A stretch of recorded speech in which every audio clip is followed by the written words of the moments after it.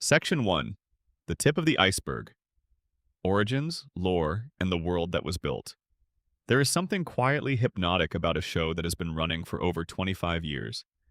Something almost meditative about knowing that while the world was changing, while cities were being built and torn down and rebuilt, while technology was reshaping every corner of human life, a cartoon family in a small, fictional Rhode Island town just kept going.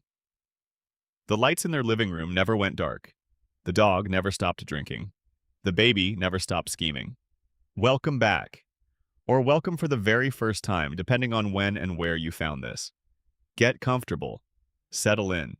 Whether you are lying in bed with your headphones on and your eyes already getting heavy, or you are folding laundry, or just sitting in a quiet room somewhere with a little time to breathe, this one is for you. We are going deep tonight. We are going all the way down. Tonight, we are exploring the Family Guy iceberg in full.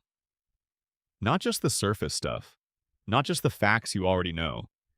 We are going through every layer, from the very top, where the daylight still hits the water, all the way down into the cold, dark places that most people never reach. This is going to be a long journey, and that is entirely the point. So take a breath, slow everything down, let's go. The story of Family Guy begins not with a television network, not with a broadcast deal, not with a Super Bowl time slot. It begins with a quiet, restless, creative young man sitting alone in his kitchen in the mid-1990s, drawing frame by frame by frame. That young man was Seth Woodbury MacFarlane, born on October 26, 1973 in Kent, Connecticut. From the time he was very young, MacFarlane had an unusual ability. He could draw, he could write, and he could do voices. Dozens of them, layered and textured and distinct, all produced by the same set of vocal cords. He studied animation at the Rhode Island School of Design, which was, and still is, one of the most respected design schools in the country. That school would end up being deeply woven into the DNA of Family Guy in more ways than one. The fictional town where the Griffins live is set in Rhode Island, and that connection was never accidental. Rhode Island was the place where Seth MacFarlane became the person who would create the show. While he was still a student, he made a short animated film. Just a small, hand-drawn thing, the kind of project that most animation students make and then move on from. But this one stuck. The film was called The Life of Larry, and it centered on a man named Larry and his talking dog named Steve.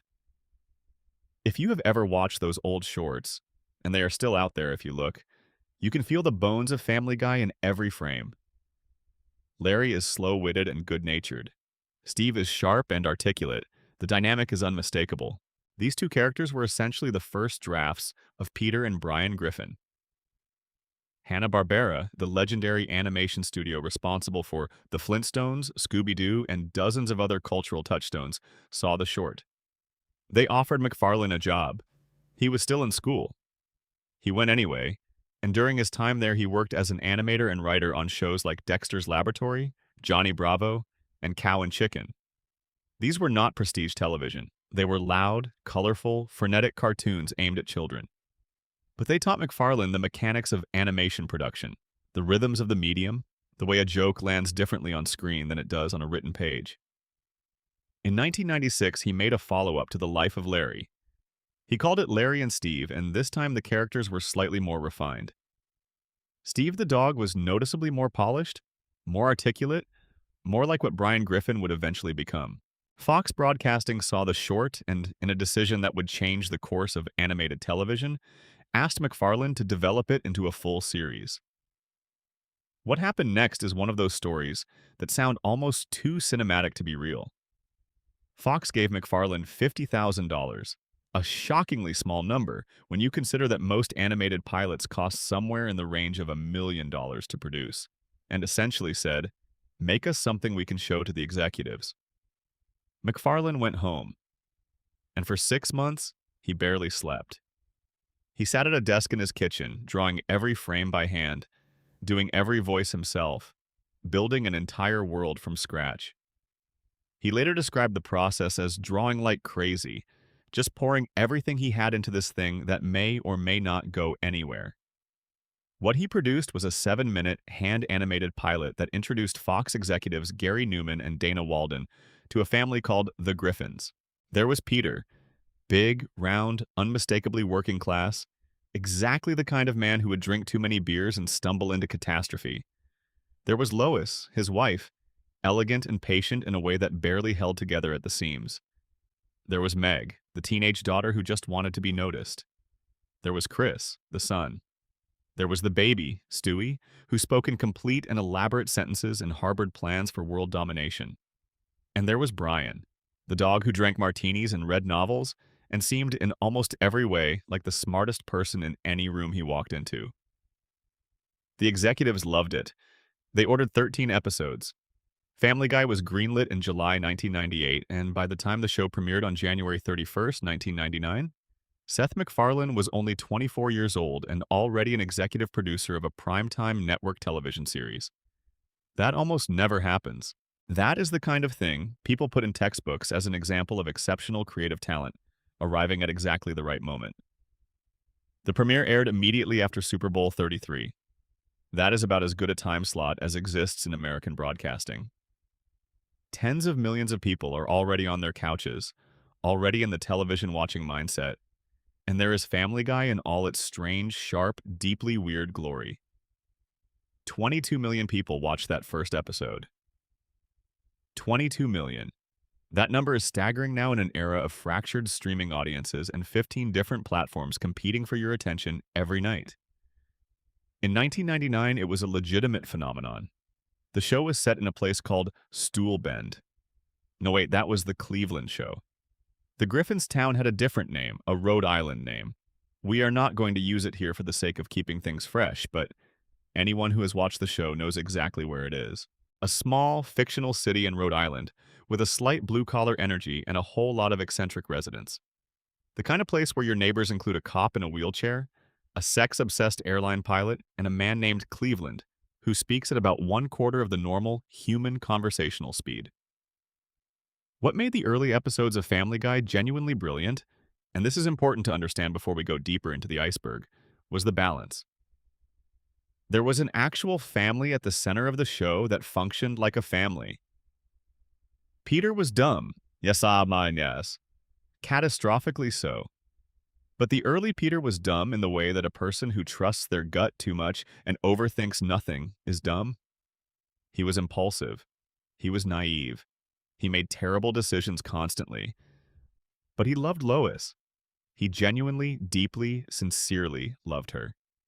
And every episode back in those first 3 seasons, no matter how sideways things got, ended with some version of that love being confirmed. Brian was the voice of reason, the sarcastic, world-weary consciousness of the show. His dry wit was the counterbalance to Peter's volume. Stewie was something entirely unprecedented, a 1-year-old baby with a British accent and a fully formed megalomaniac personality, building weapons and plotting murders from his crib while the adults around him cooed and fed him applesauce. The comedy came from the gap between what Stewie was saying and what the adults were hearing. He would deliver an elaborate monologue about enslaving humanity, and Lois would smile and wipe his chin. The show had heart. It had genuine warmth buried underneath all the edge. The Griffins were messy and chaotic and often unkind to each other, but they were a family. You could feel it. And that is where the surface of the iceberg begins. Because understanding what the show was in those early years is the only way to understand everything that comes after. All the mysteries, the secrets, the stories behind the stories, and the questions that fans have been asking since the very beginning. Before we go deeper, and we will go very, very deep, drop a comment and let us know where in the world you are watching this from right now, and what time it is wherever you are. We love knowing who is out there in the quiet hours. And if you are already drifting off and you want to stay in the loop on everything we put out, go ahead and subscribe. It costs you absolutely nothing, and it means everything to this channel. But now, let's sink a little deeper. Section 2. Below the Waterline. The voice behind the curtain, character secrets, and the casting that almost wasn't. Every voice you hear on Family Guy is carrying a secret. Some of those secrets are small, little trivia facts that live in the liner notes of season DVD sets and fan wikis. Others are bigger. Some of them reshape the way you think about the characters entirely. So let's start pulling the curtain back. Seth MacFarlane voices four of the show's primary characters: Peter Griffin, Brian Griffin, Stewie Griffin, and Glenn Quagmire. Four entirely distinct voices, four entirely distinct personalities, all coming from one person sitting in a recording booth. MacFarlane has talked about the vocal origins of each one at different points over the years, and the backstories are genuinely fascinating when you dig into them. Peter Griffin's voice is rooted in a specific place and time. MacFarlane has said that when he was growing up in New England, his father had a circle of friends. Big, loud, opinionated Irish Catholic men from the working-class towns of that part of the country. Men who held strong opinions about everything, who were simultaneously ridiculous and somehow likable. That energy, that particular flavor of confident, good-natured obliviousness, became Peter. The specific accent has roots in Rhode Island and eastern Massachusetts, that particular working-class New England sound, rounded and warm at the edges. Brian is closer to MacFarlane himself, more refined, more literary, more wistful. When MacFarlane performs Brian, the voice has a quality of someone who believes they are slightly above the situation they are in and who quietly resents that nobody else seems to notice.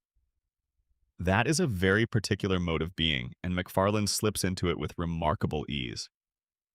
Stewie was inspired by the work of Rex Harrison, specifically his performance as Henry Higgins in the film version of My Fair Lady. That clipped, aristocratic, exasperated English diction, the way certain words get bitten off at the end, like they taste bitter, that is the foundation of Stewie's voice. MacFarlane combined that with a kind of theatrical villainy, the sort of grandstanding that happens when someone is absolutely certain of their own genius. The result was a character who sounded like a very small Laurence Olivier, who had been deeply wronged and intended to do something about it. Now here is something that genuinely surprised people when it came out. The original pilot, the 7-minute hand-animated presentation that MacFarlane made on $50,000 in his kitchen, featured MacFarlane himself voicing Chris Griffin. Seth Green, who has played Chris for the entirety of the show's broadcast run, had not yet been cast. So, in that very first version of the show, Chris sounded nothing like the slow, slightly confused, large-hearted teenage boy that audiences eventually came to know. He sounded like Seth MacFarlane, doing his best approximation of that character, which is interesting to hear if you ever track down the footage. The role of Lois Griffin has its own fascinating origin story. Alex Borstein, who has voiced Lois from the beginning and whose contribution to the character is simply irreplaceable, came to the role in an almost accidental way. Borstein was primarily known at the time for her work on MAD-TV, the sketch comedy show that ran on Fox and produced a remarkable number of people who went on to bigger things. She had been doing a stage show in Los Angeles where she played a character, a red-haired mother with a particular, slightly nasal, slightly exasperated New England quality to her voice. MacFarlane heard the voice and knew immediately that this was Lois. There is an almost legendary anecdote about how Borstein's original delivery of Lois was even more extreme than what ended up on the show. She was doing the voice slower, a bit deeper, pushing the particular quality of it harder.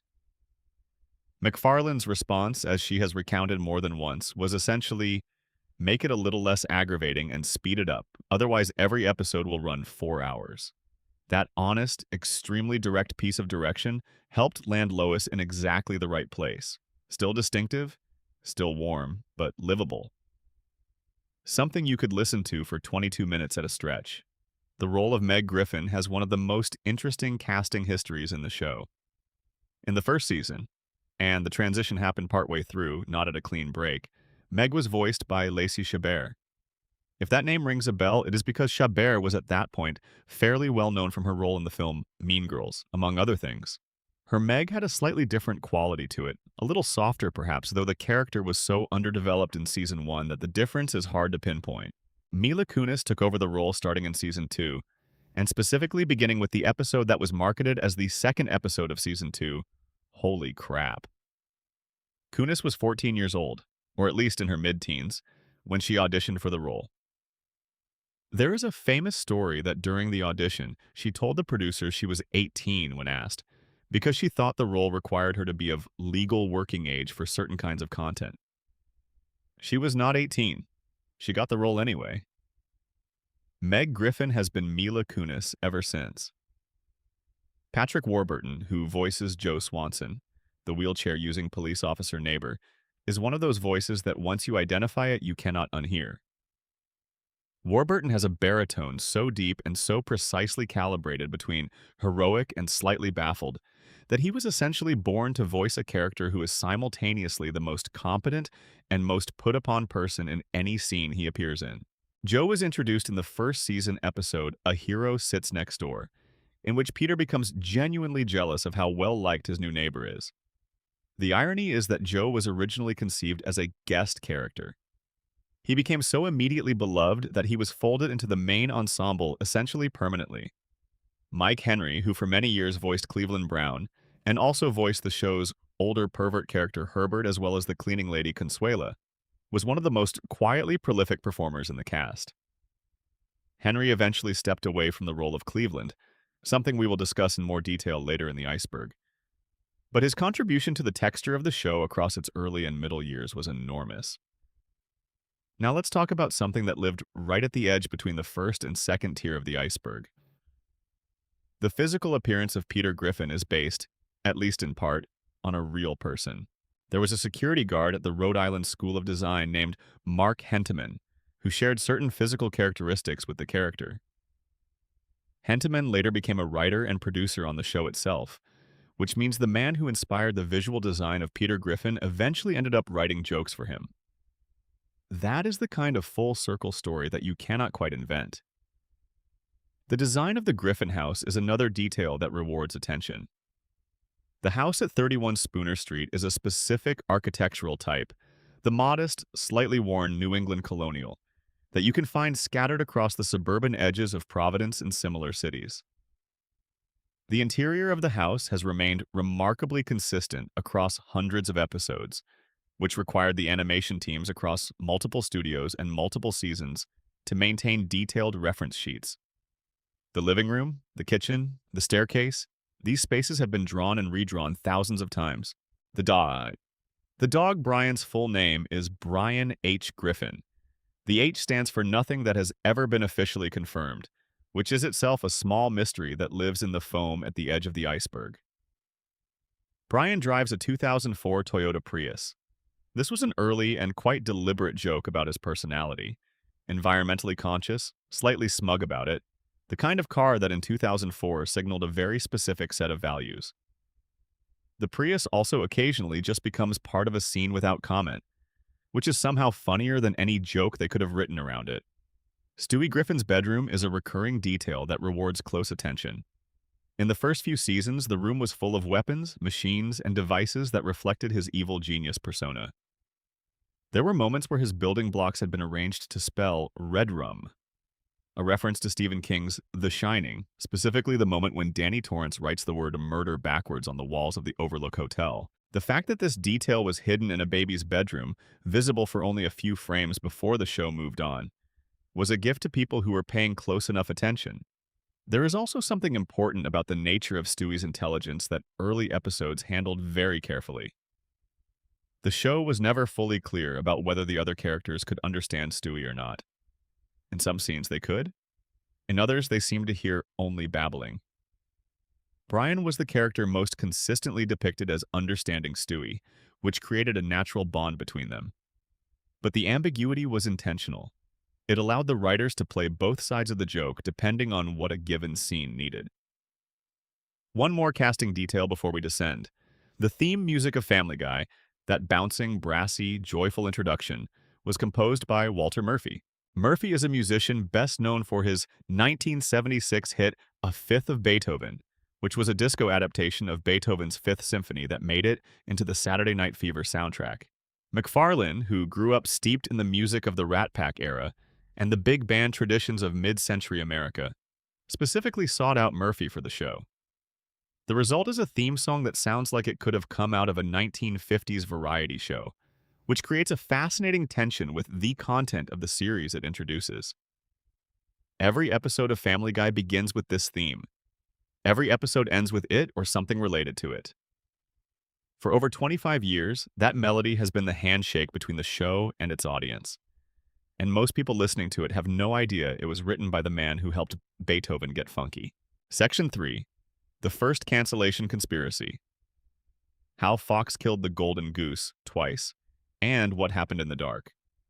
One of the most remarkable stories in the history of American television involves a show being canceled, not once, but twice by the very network that owned it, and then coming back from the dead because of a combination of DVD sales and late-night cable reruns. That story is what we are walking through now, and the further you look into it, the more surreal it becomes. Family Guy's first season was, by any reasonable metric, a success. The show ranked at number 33 in the overall Nielsen ratings for the 1998 to 1999 television season, averaging about 12.8 million households per episode. For a brand new animated comedy, that is a solid debut. It is not a phenomenon, but it is a foundation. It is a show that has found its audience and deserves the chance to grow. What happened next is one of the most baffling sequences of scheduling decisions in broadcast history.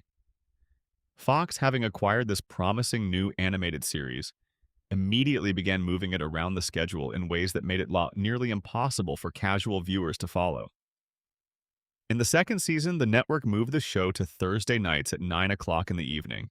That placed it directly opposite Frasier on NBC, which was at the time one of the most consistently popular comedies on American television.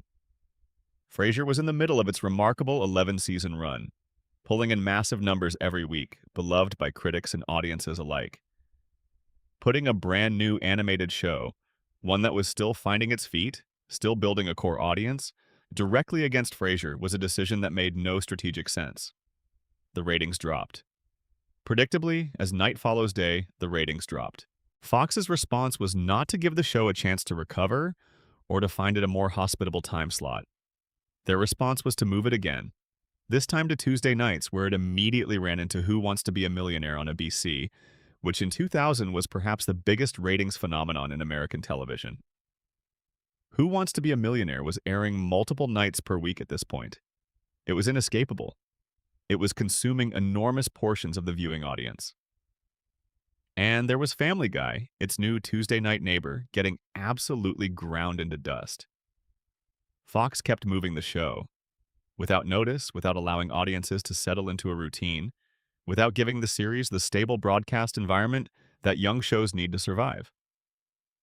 By the time the third season arrived in July of 2001, the show was landing on Thursday nights at 8 o'clock, directly against Friends on NBC.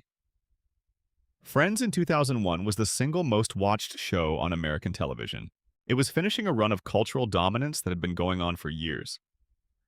Once again, a Fox scheduling decision had placed Family Guy in an essentially unwinnable fight. The third season's ratings were poor. Fox made the decision to cancel the show. Family Guy ended its original run on February 14, 2002, Valentine's Day, which has a certain grim humor to it. A show about a family being quietly put down on the day the world celebrates love. Here is where the story gets genuinely strange. When Fox canceled Family Guy, they tried to sell the syndication rights. They tried to find a cable network that would pay to air reruns of the canceled series. The response from cable buyers was essentially nothing. Nobody wanted to pay significant money for a show that had been canceled after 3 seasons with mediocre ratings. Fox was reportedly unable to find buyers at what it considered a fair price. So the rights sat there, largely unsold, and eventually Cartoon Network's Adult Swim block acquired them for what was later described as essentially nothing, a tiny sum compared to what the rights would be worth just 2 years later. Adult Swim began airing reruns of Family Guy on April 20th, 2003. The response was almost instantaneous and almost impossible to believe if you weren't watching it happen in real time. Family Guy immediately became the highest-rated show on the entire Adult Swim block. Not just competitive, not just decent, the highest rated. People were watching reruns of a canceled Fox show, episodes they had already seen or episodes they had missed during the chaotic original run, in enormous numbers. The show's late-night adult-oriented sensibility fit the Adult Swim audience perfectly in a way that it had never quite fit into Fox's primetime lineup. While all of this was happening, something else was occurring in the physical world. The DVD releases of Family Guy's first and second seasons hit store shelves, and they sold like nothing anyone expected. Season 1 sold over 2.2 million copies, making it the second best-selling television DVD ever at the time, behind only the first season of Chappelle's Show on Comedy Central. Within a month of the DVD's release, 400,000 copies had been sold. The show was becoming the best-selling television DVD of 2003 overall. By the time all was said and done, over 3 million copies of the DVDs had been sold. Think about what this means for a moment. A show that Fox had thrown away because not enough people were watching it on Tuesday nights at 9 o'clock was being eagerly purchased on DVD by millions of people who clearly wanted to own it, revisit it, share it with friends. The audience was there. It had always been there. Fox's scheduling had simply made it impossible for them to watch the show at the time it aired.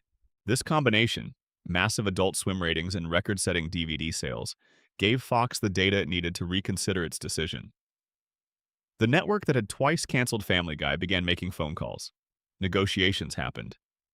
By 2004, Fox announced that they were ordering new episodes of Family Guy for a fourth season premiere in 2005.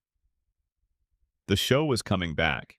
Family Guy became the first television series in history to be revived from cancellation, primarily due to DVD sales and syndication ratings. Not because of a critical campaign, not because of a powerful creator making demands, because of fans buying discs in record stores and staying up late watching reruns.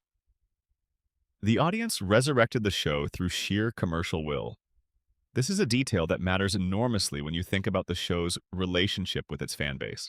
Family Guy's audience proved, in a way that very few television audiences have ever proven, that their attachment to the show was more than passive viewership. They were willing to spend money on it. They were willing to keep watching it long after anyone thought anyone was watching. They brought it back. And that sense of ownership, that feeling that the fans had earned a stake in this show's survival, would come to define the relationship between Family Guy and its audience in both beautiful and frustrating ways for the next 2 decades. There is something else about the Adult Swim era that often goes unremarked. Adult Swim aired Family Guy with content that had been cut from the original Fox broadcasts. Certain jokes, certain moments, certain dialogue had been trimmed or altered for the primetime Fox audience. When Adult Swim picked up the reruns, they ran them with some of those cuts restored. Fans who had seen the Fox version suddenly found that the episodes they knew contained slightly more than they remembered. There were lines they hadn't heard, moments they hadn't seen. It gave the show a slightly different flavor on Adult Swim, slightly rougher around the edges, slightly more willing to go where it was going. The Adult Swim era also took place at exactly the same time as the early rise of the internet as a platform for sharing media.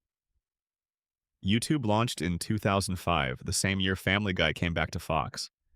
But even before YouTube, the show's distinctive cutaway gags, those short, self-contained comedy sequences, were circulating online in compressed video files, being shared on message boards and early video hosting sites. Family Guy was one of the first shows whose humor was genuinely built for clip culture. Any individual cutaway could stand alone, could be watched completely out of context, could be funny to someone who had never seen the show and had no idea what the main storyline of the episode was. This clip-friendly format gave Family Guy an enormous organic presence in the early days of internet video sharing that most shows simply did not have. The fourth season premiere aired on May 1st, 2005, and it drew strong numbers. The hype that had built over 3 years of Adult Swim reruns and DVD sales translated into a genuine audience event. Fans who had kept faith with the show through its long absence showed up. New fans who had discovered it through clips and reruns showed up. The animation domination lineup on Fox, Family Guy alongside The Simpsons, King of the Hill, and the brand new American Dad, became one of the most watched blocks of programming on Sunday night television. The show was back. It was bigger than it had been before. And somewhere in the mechanics of the resurrection, in the 3-year gap, in the scattered writing staff, in the slightly different creative atmosphere of the new production, the first small cracks in the foundation were already forming. Quietly, almost imperceptibly, but forming. Section 4, The Writer's Room, Lost Episodes, Banned Content, and the Jokes That Never Made It. There is a version of Family Guy that you have never seen. Several versions, actually.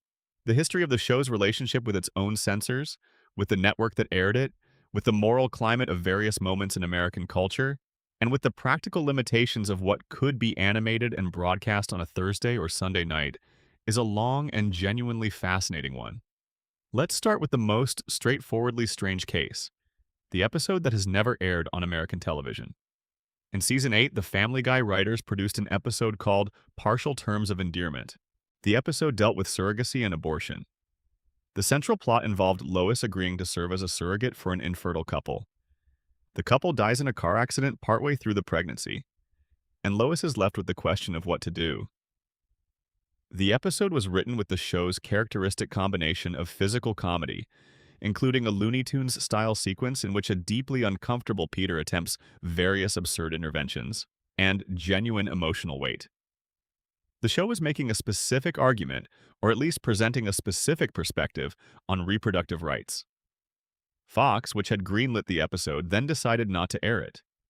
MacFarlane later recalled the network's position being something along the lines of, "We will let you make this episode, but we reserve the right not to broadcast it." That right was exercised. Partial Terms of Endearment never aired in the United States on any broadcast network. It was eventually released on the Season 8 DVD. It has been broadcast in other countries. As of the time of this script's writing, it remains the one episode of Family Guy that has never been shown on American television. MacFarlane was publicly frustrated by the decision. He drew a direct comparison to other controversial topics the show had addressed over the years: gay marriage, drug legalization, racial dynamics, and argued that there was no principled distinction between those subjects and the one in Partial Terms of Endearment.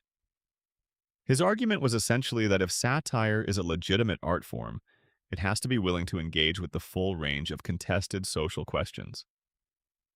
Pulling the episode sent a message that some subjects were simply off the table regardless of how thoughtfully they were handled. The episode that aired right on the other side of that line, one that came very close to the same fate, but eventually found its way onto American screens, was When You Wish Upon a Weinstein, which was originally produced for the third season in 2000. The episode involves Peter, unable to manage his family's finances, wishing that he had a Jewish friend to help him with money management. The episode is a peculiar artifact. It is simultaneously making fun of anti-Semitic stereotypes and deploying them in a way that made Fox's executives deeply nervous. The network held it back.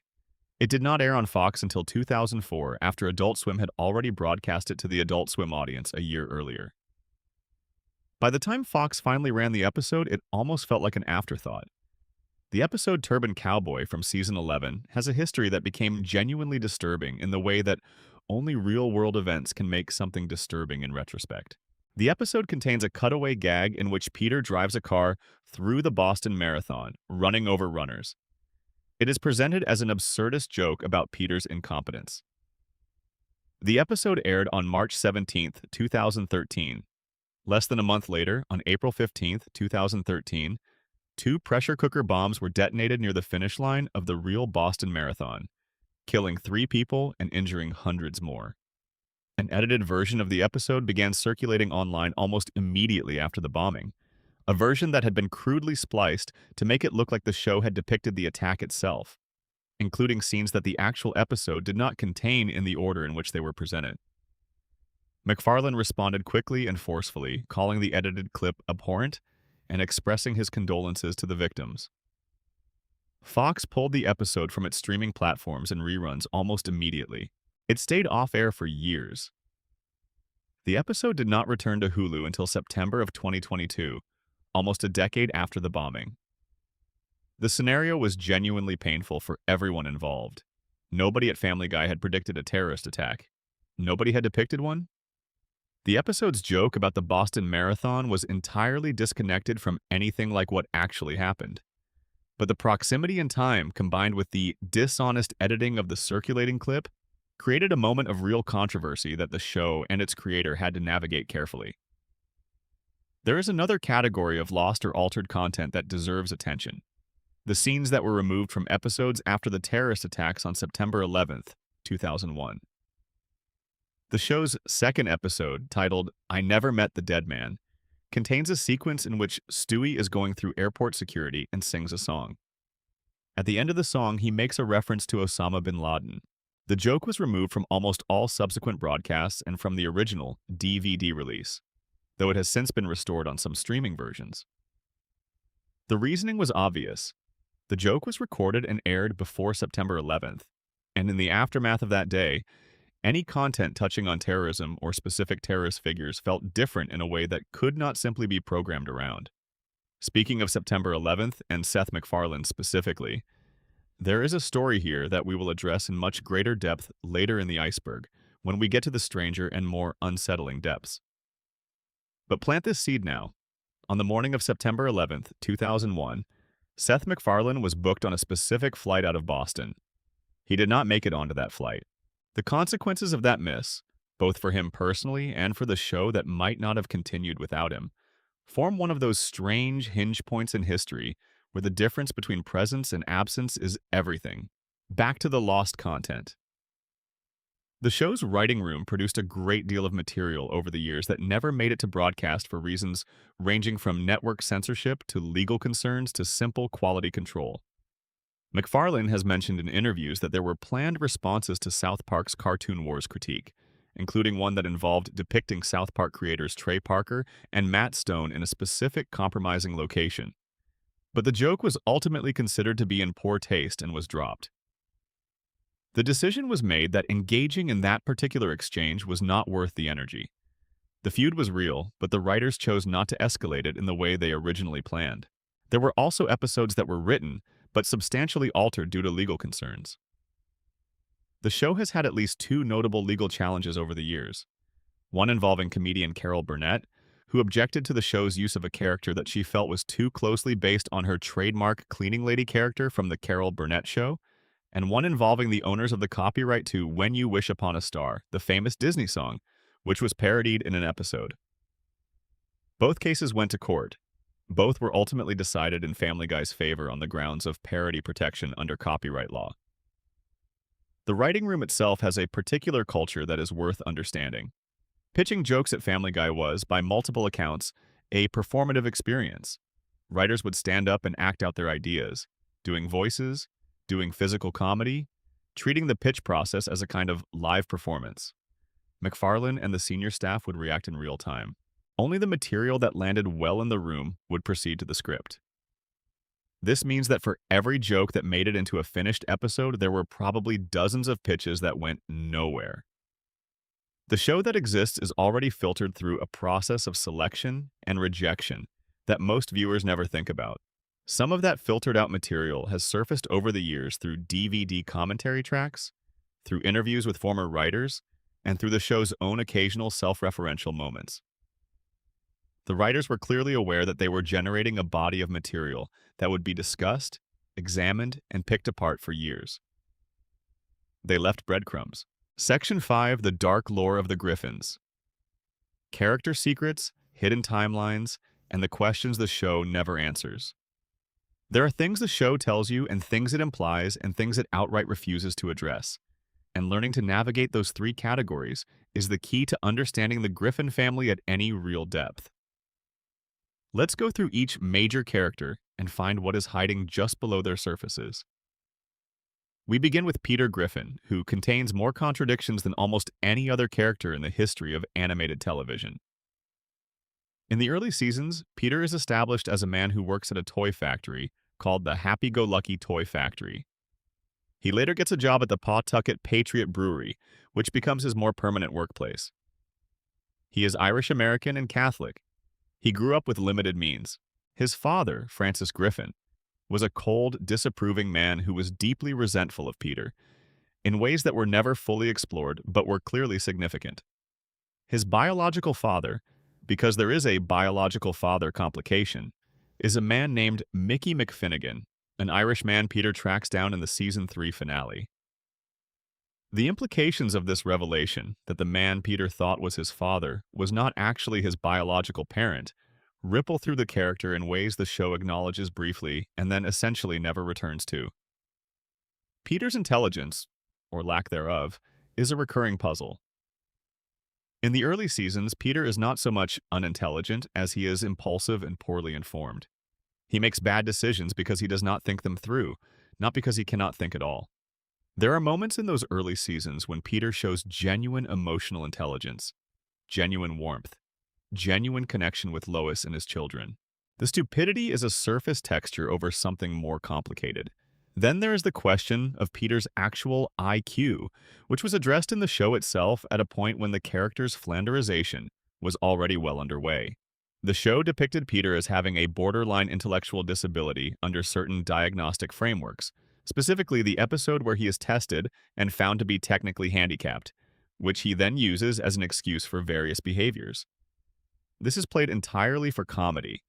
The satirical target is the way people exploit diagnostic labels, but it also, perhaps unintentionally, crystallizes the question of who Peter actually is, and the answer is increasingly a person whose behavior has no consistent psychological logic underneath it.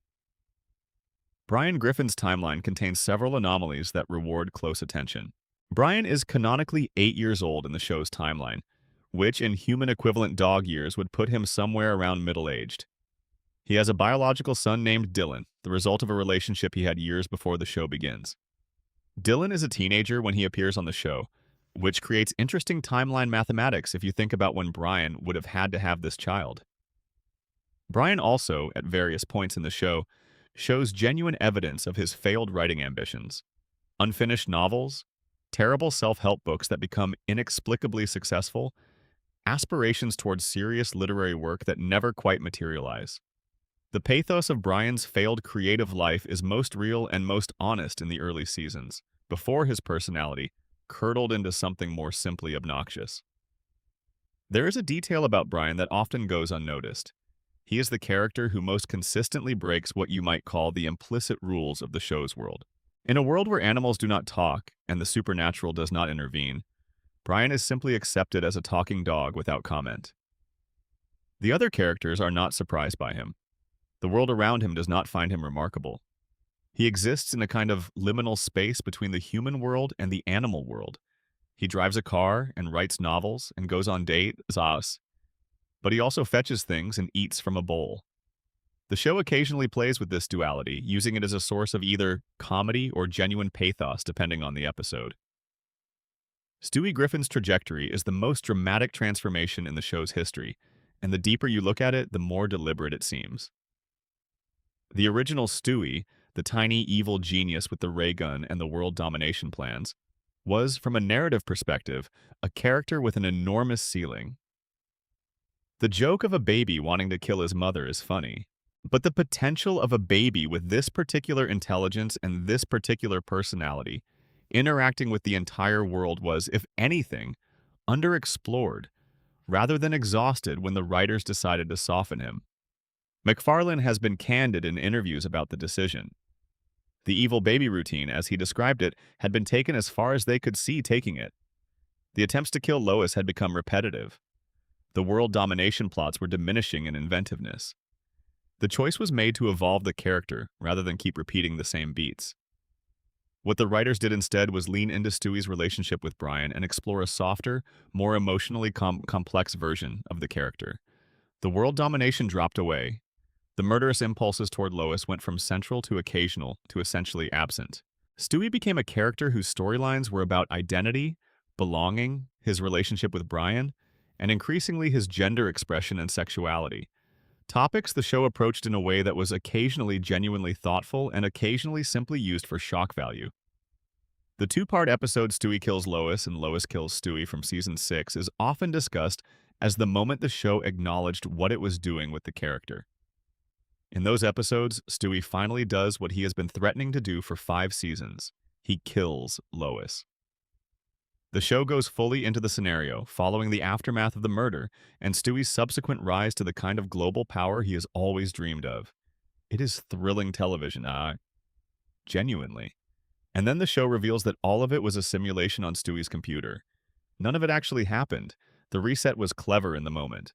But in retrospect, it also functioned as a farewell. A deliberate last hurrah for the evil baby persona before the show committed fully to the softer Stewie. After those episodes, the old Stewie returned only in occasional flashes. The weapons appeared rarely. The world domination was referenced more as a historical characteristic than an active storyline. The baby who had once been one of the most original creations in American animation was becoming someone else. What made the original Stewie so irreplaceable was specific. It was the combination of complete competence and complete physical helplessness. He was a 1-year-old who wore diapers and needed to be put to bed at night, who could not reach the kitchen counter without a step stool, who was dependent on the very adults he was plotting against. That gap between his ambitions and his physical reality was the comedy. There was no version of Stewie that could fully replace it once it was gone. Lois Griffin's backstory contains more darkness than the show typically allows her to inhabit. Her maiden name is Pewterschmidt. Her father, Carter Pewterschmidt, is an enormously wealthy man, a shipping magnate whose contempt for Peter has been a running thread throughout the show. The Pewterschmidt family represents old money, establishment power, a world from which Lois departed when she married Peter and which her father never fully forgave. There are implications, never fully developed, about the specific circumstances of Lois's upbringing, a childhood defined by extreme privilege and emotional distance, by a father who is more interested in his business interests than in his daughter. There is also the matter of Lois's past, which is deployed episodically for comedy purposes, but which adds up to a surprisingly complicated picture if you take it seriously. She was a wild teenager. She has made multiple references to behavior in her youth that suggests a person substantially different from the put-together mother she presents herself as in the show's present. There is an episode where it is revealed she had a relationship with Gene Simmons of the band Kiss. There are references to behavior that could generously be called uninhibited. The show treats this material as comedy, as a contrast between who Lois was and who she presents herself as. But the character it sketches in these glimpses has a depth that the show rarely takes time to fully inhabit. Meg Griffin is, by the show's own admission, the most consistently mistreated major character in American animated television. We will address the full horror of Meg's situation later in the Iceberg when we get to the deeper sections. But for now, simply note this. Meg is the only member of the Griffin family who does not have a supernatural or extraordinary characteristic. Peter has his luck and his resilience. Lois has her almost inhuman patience. Stewie has his genius. Brian talks. Chris has moments of profound, unexpected insight.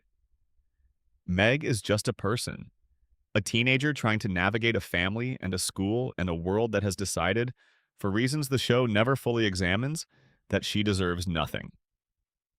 That ordinariness is actually Meg's strength. She is the most human character in the show, and the show punishes her for it season after season in ways that became genuinely difficult to watch.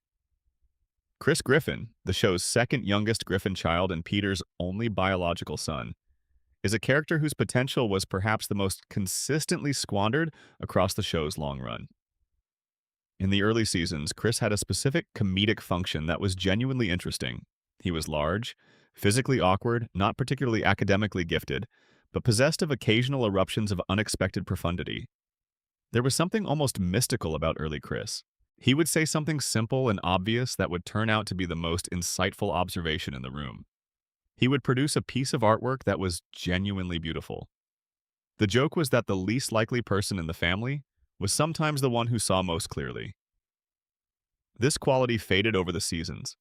Chris was gradually reduced to a supporting character whose primary function was reaction and incomprehension. He became a background presence in many episodes, appearing mainly to be surprised by things and to provide a body in scenes where the family needed to be gathered. The depth that made early Chris interesting was traded away for convenience. The character of Quagmire contains one of the most interesting, unexamined contradictions in the show. Quagmire functions, in the show's comic logic, as the group's most sexually aggressive member, a character whose defining characteristic is the compulsive pursuit of sexual encounters. In the early seasons, this was played as a riff on a recognizable type: the bachelor neighbor, the guy who talks about nothing but women. The comedy was the exaggeration. Nobody was taking it literally. As the seasons progressed, however, the show pushed Quagmire's behavior further and further into territory where the comedy logic stopped working cleanly. The show began depicting things that, in any realistic frame, would be serious crimes and framing them as jokes.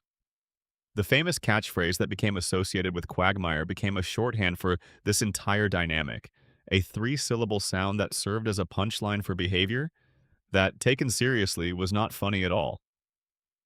What is most interesting about Quagmire in the context of the iceberg is the contradiction between how the show treated his behavior and how it treated Brian's in their ongoing feud. The Quagmire-Brian dynamic in later seasons presents Quagmire as the moral voice calling out Brian's hypocrisy and pretension. This is a legitimate reading of the characters in those episodes, but it requires the audience to accept that a man whose behavior Quagmire exhibits is a reliable moral authority, which the show never quite manages to reconcile. Joe Swanson's arc is, in miniature, the same arc as the show's overall trajectory.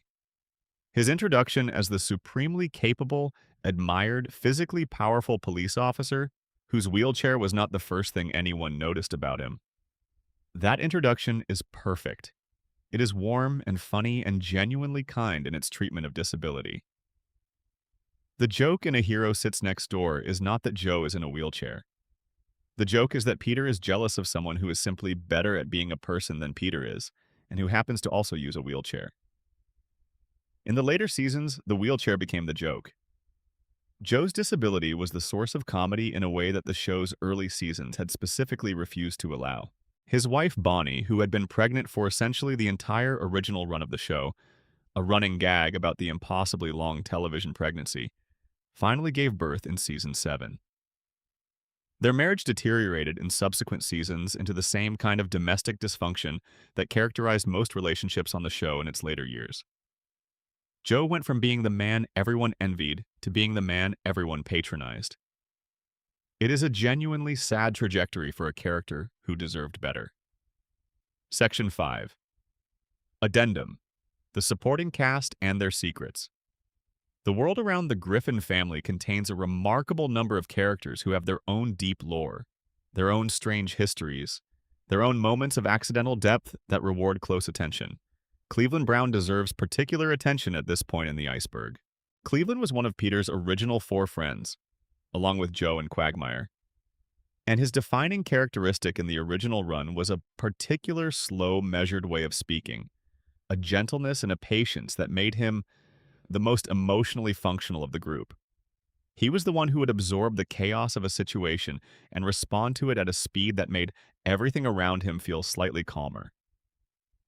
Cleveland eventually got his own spin-off show, The Cleveland Show, which ran from 2009 to 2013, and which was always a somewhat awkward proposition. Taking a supporting character from a family comedy and building an entire show around him required establishing him as something more than a supporting character, which meant inevitably changing him in ways that made him fit less neatly back into the Family Guy ensemble when he returned. The Cleveland Show was never quite the success that its creators hoped for, and it ended after 4 seasons. More recently, Cleveland's story in the context of Family Guy was complicated by a real-world conversation about voice casting. Mike Henry, who is white, had voiced Cleveland, a black character, for the entire run of the show. In 2020, in the context of a broader cultural reckoning, with the representation of black characters being voiced by white actors in animated shows, Henry announced that he would be stepping away from the role. The announcement was thoughtful and self-aware. Henry acknowledged that the role should be played by a black actor and expressed his respect for the change. Arif Zahir, a black actor and comedian, took over the role of Cleveland starting in season 19. Herbert the Pervert is another supporting character whose existence in the show represents a specific category of comedy that has aged in deeply uncomfortable ways.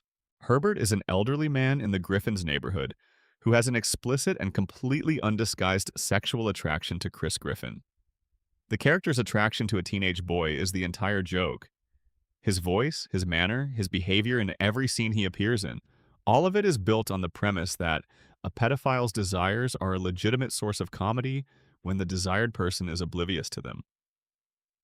In the show's early seasons, Herbert was used sparingly. His appearances were brief enough that the joke had a dark punchline quality, a small, horrible surprise, and then movement away from it. As the seasons progressed, Herbert appeared more frequently and his characterization became more elaborate. He was given backstory. He was given emotional moments. The show even, in certain episodes, positioned Herbert as a somewhat sympathetic figure, a lonely old man whose desires were pathetic and sad as much as they were disturbing. The show's treatment of Herbert is one of the clearest examples of the distance between how Family Guy approached dark comedy in its best moments and how it approached it in its worst. In the best moments, the show used Herbert to gesture at something real and uncomfortable about the world. The fact that predatory intent can be visible and consistent, and yet somehow go unaddressed by the institutions and communities that should be protecting the vulnerable. In the worst moments, the show used Herbert because he was a recognizable comedic type who generated reliable reactions. Carter Pewterschmidt, Lois's father, contains an entire parallel show that was never made. He is an enormously wealthy patriarch of a specific New England establishment type.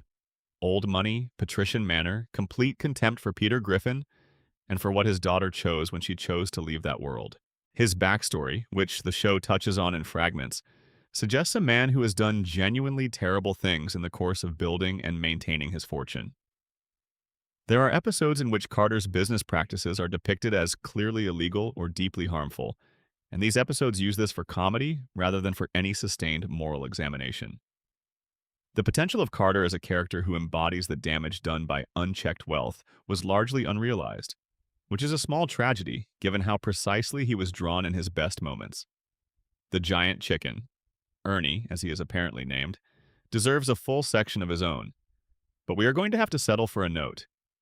The recurring saga of Peter's feud with Ernie the Giant Chicken, which began over a coupon dispute and has escalated into a series of increasingly elaborate fight sequences spread across multiple seasons, is one of the show's most enduring running gags. The fights are extended, operatic, completely destructive, taking Peter and the chicken through increasingly surreal settings. They are also, in their own strange way, one of the few genuinely serialized elements in a show that otherwise commits to the reset button. The chicken's perspective on the feud is never shown. We never know what the coupon dispute means to him, what the ongoing violence costs him, what he thinks is happening. His motivations are the show's mystery. He appears, the fight happens, and he disappears. Whether he is dead at the end of each encounter or alive and preparing for the next one is left deliberately unclear. The fights are a kind of punctuation in the show's grammar, marking something, recurring in a pattern, meaning something that the show never quite bothers to explain. Section 6. The Animation Underworld. Studios, overseas production, and the visual identity of a changing show. The way Family Guy looks has changed substantially over its 25-plus-year run.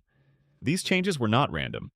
They were the product of specific decisions about which animation studios to use, what visual style to pursue, and how much of the production work to do overseas versus domestically. Understanding the animation history of the show is understanding something about how it came to feel the way it does in different eras. The early seasons of Family Guy were produced by two primary studios. The first season was primarily handled by Film Roman, the animation company that also produced The Simpsons at that time. Seasons 2 and 3 moved to Rough Draft Studios, a Korean-American studio that had also done significant work on Futurama. The Rough Draft work is, to many fans, the visual peak of the show. Their work had an expressiveness and an energy that the characters would not quite recapture after the cancellation. Rough Draft's animation style was characterized by a looser, more fluid quality in how the characters moved. The outlines were slightly softer. The characters had a rubbery quality, not cartoonishly extreme, but human in a way that felt alive. When Peter fell down or crashed through something, the impact registered in the animation itself, in the way his body responded to the forces acting on it. The comedy was built into how things moved, not just what characters said. When the show came back for season 4, a different studio handled the work. The result was immediately noticeable. Cleaner lines, thicker outlines, more restricted movement. The show looked more polished in some superficial ways, but something vital was gone. The characters moved as if they were aware of being drawn. Slightly stiff, slightly posed, without the organic looseness that had made the Rough Draft seasons so enjoyable to watch. Seasons 6 and 7 introduced another shift, this time to a studio called Digital E-Mation. Their work brought yet another visual quality, flatter colors, even more restricted movement. a slightly clinical cleanliness that made the show feel efficient rather than alive. Another studio, YDEM, also worked on certain episodes during this period using digital drawing tablets, which gave certain sequences a very particular look that longtime viewers associate with the mid-run seasons. The overseas production pipeline for animated shows is rarely discussed in mainstream media coverage, but it is enormously relevant to understanding how shows like Family Guy are actually made. The basic structure works like this. The creative team in Los Angeles, the writers, the showrunners, the voice actors, the storyboard artists, develops the episode scripts and records the dialogue. The recordings are then sent to an animation studio, which is typically located in South Korea or elsewhere in Asia, where the actual frame-by-frame animation is produced based on those voice recordings and the storyboards. The completed animation is then sent back to Los Angeles for review, correction, and finalization. This pipeline introduces layers of interpretation.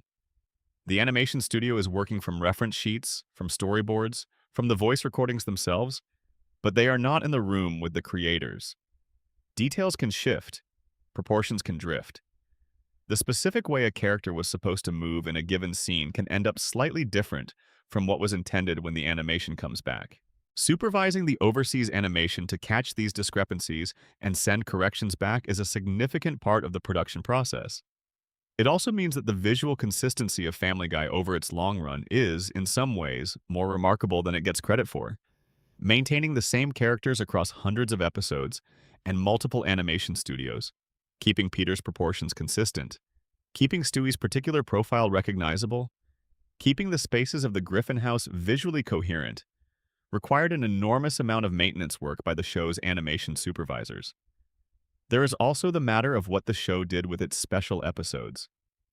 The Road to Otso episodes, the ones where Brian and Stewie go on adventures together, typically as extended parodies of specific films or genres, often received additional budget and visual attention. They were prestige episodes in a production sense. The Blue Harvest episode, which was a parody of Star Wars: A New Hope, is perhaps the most visually ambitious thing the show ever attempted. A fully realized recreation of the Star Wars aesthetic in Family Guy's visual language, running for about 45 minutes. That episode contains an Easter egg that rewards pause button viewing. In the cantina scene, you can spot Bender from Futurama drinking at the bar and Roger from American Dad. These crossover cameos are the show winking at the broader animation universe it inhabits. The show also went through a subtle but noticeable shift in its color palette over the years. The early seasons had a warmer, slightly more muted color quality. There was something almost slightly analogized about the look, reminiscent of the way television actually looked in the late 1990s. The later seasons are brighter, more saturated, more aggressively digital in their color choices. This shift tracks with the broader transition in animation production from traditional techniques to fully digital workflows, but it also affects the emotional temperature of what you are watching. Animation errors in Family Guy are their own subcategory of fan interest. Because the show produces 20-plus episodes per season with a tight production schedule, small errors sometimes slip through. Characters appearing on the wrong side of a room, objects changing size between cuts, colors appearing inconsistently. These errors are cataloged lovingly by fans on dedicated wikis and forums. Some of them are so consistent they seem almost intentional. There are recurring gags where the continuity errors appear to be part of the joke. Others are genuine production slips. One of the most discussed animation quirks in the show's history is the way Stewie's football-shaped head is handled. The visual design of Stewie's head is a specific, unusual shape. Elongated, slightly compressed at the front, instantly recognizable. Drawing it from different angles requires consistent reference, and in the early seasons there are moments where the perspective on his head does not quite work the way it should. Over time, the show's model sheets refined this, and the later seasons generally handled the Stewie head geometry with more precision. Section 7. The Industry Wars. Feuds, rivalries, and the cartoon Cold War. Every long-running show accumulates enemies. It accumulates competitors, critics, and colleagues who have strong opinions about its work. Family Guy has collected more of these than most, and the dynamics between Family Guy and the other major animated comedies of its era constitute one of the more fascinating chapters in the show's behind-the-scenes history. The most famous and most thoroughly documented of these conflicts is the relationship between Family Guy and South Park. Both shows exist in the same general cultural space: adult animated comedy, willing to push boundaries, drawing on the same broad audience of people who watch television late at night and enjoy comedy that does not flinch. But their creative philosophies are almost diametrically opposed. South Park, which was created by Trey Parker and Matt Stone and first aired in 1997, operates on a satirical logic. The show has a worldview. It has consistent intellectual commitments, a deep suspicion of moral panics, a distrust of both political extremes, a tendency to construct episodes around the examination of a specific social or cultural phenomenon and arrive at some kind of pointed argument about it. The humor in South Park serves the satire. The jokes exist in relationship to ideas. Family Guy, as its defenders and its critics would both acknowledge, works differently. The show's humor is more associative, more reference-based, more dependent on non sequitur and surprise. The cutaway gag is fundamentally a tool for disconnection, a way of leaving the main narrative to make a joke that has nothing necessarily to do with it. The comedy does not serve a consistent satirical argument. It serves the laugh. Parker and Stone found this approach to comedy not just different from their own, but actively objectionable. In April 2006, during Season 10 of South Park, they broadcast a two-part episode called Cartoon Wars. The episodes used the surface story of a controversy over Family Guy's plans to depict the Muslim prophet Muhammad as a backdrop for a deeper argument about the quality and ethics of Family Guy's writing. In the episode, Cartman travels to the Family Guy studio and discovers the truth about how the show generates its jokes. The writers are not human beings. They are manatees, marine mammals, living in a large tank. The manatees choose jokes by swimming through a collection of ball-shaped objects, each inscribed with a word, and pushing random combinations of these balls into a script generator.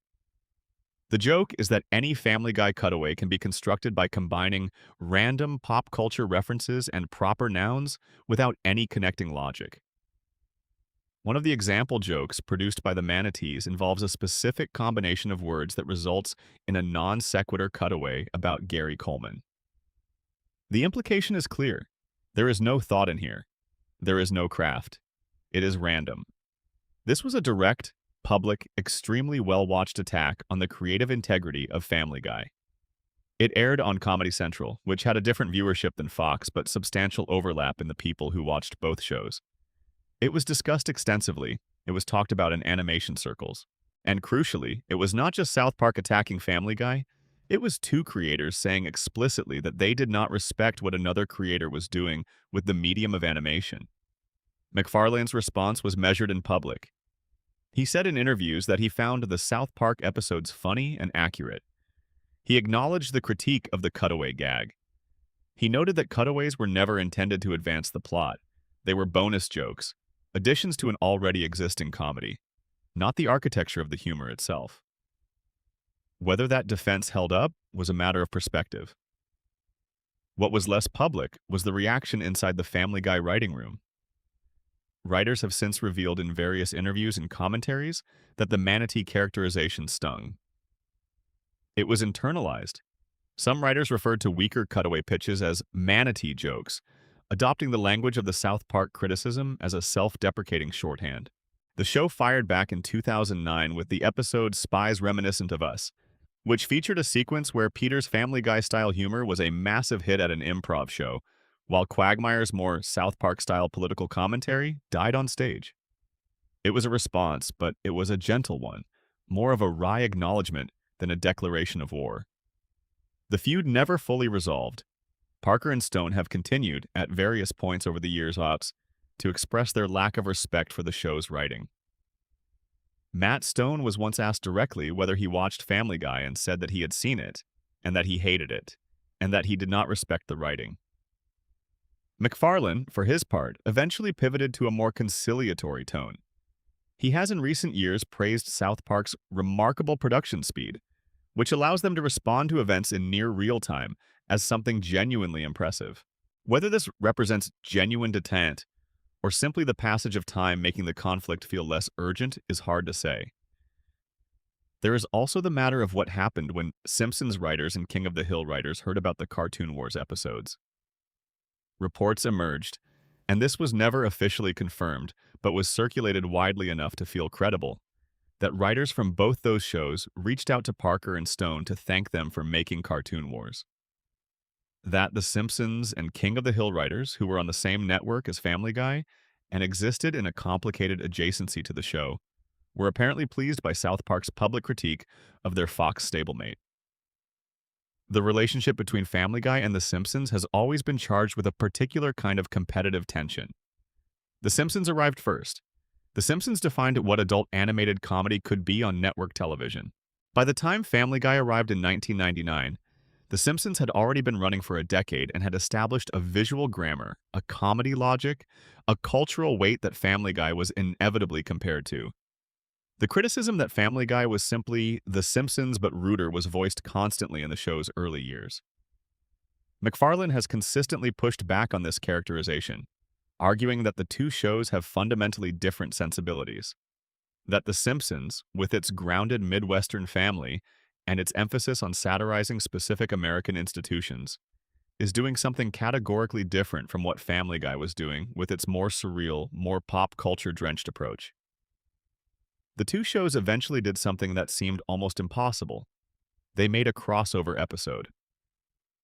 The Simpsons Guy aired in 2014 as the season 13 premiere of Family Guy and was the longest episode of either show up to that point, running approximately an hour. The episode involves the Griffin family traveling to Springfield and interacting with the Simpson family. It contains a moment where Peter and Homer fight, structured in the same visual language as Peter's recurring battles with the giant chicken. Homer throws his Emmy Awards at Peter, who cannot throw any back because Family Guy has not won any.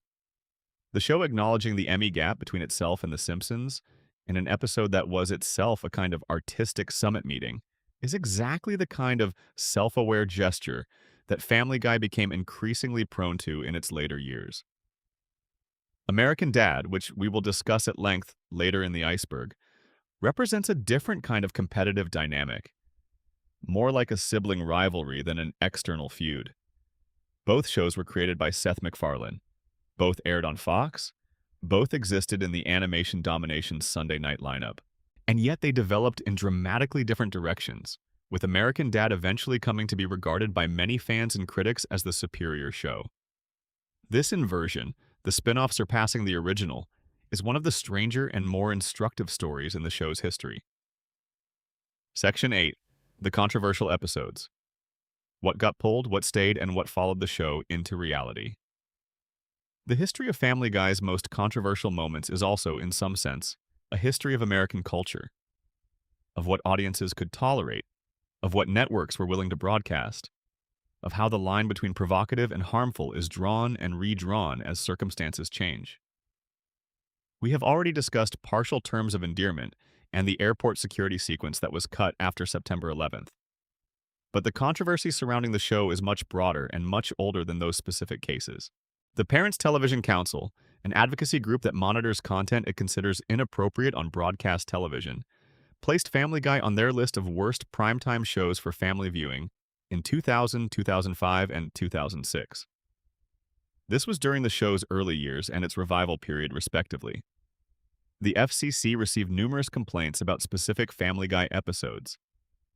The PTC launched campaigns asking their members to file formal indecency complaints about the show. MacFarlane and the show's producers consistently defended the content on the grounds that everything in the show was in service of satire, that every joke had a point it was making, and that the offense was a vehicle for comedy rather than an end in itself. This defense was more credible in the early seasons than in the later ones. In seasons 1 through 3, the provocative content genuinely did tend to have a satirical target or at least a comedic logic behind it. The jokes were structured, they went somewhere. They were not simply wallowing in their own shock value.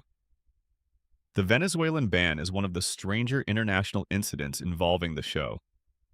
In 2009, Season 7's episode 420, which follows Brian leading a campaign to legalize marijuana, was broadcast in Venezuela.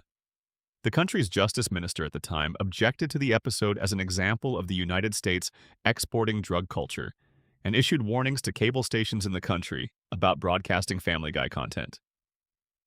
Several stations chose to pull the show entirely rather than risk fines. This gave Family Guy the unusual distinction of being a cartoon that had generated a genuine government response in a foreign country. The episode screams of silence.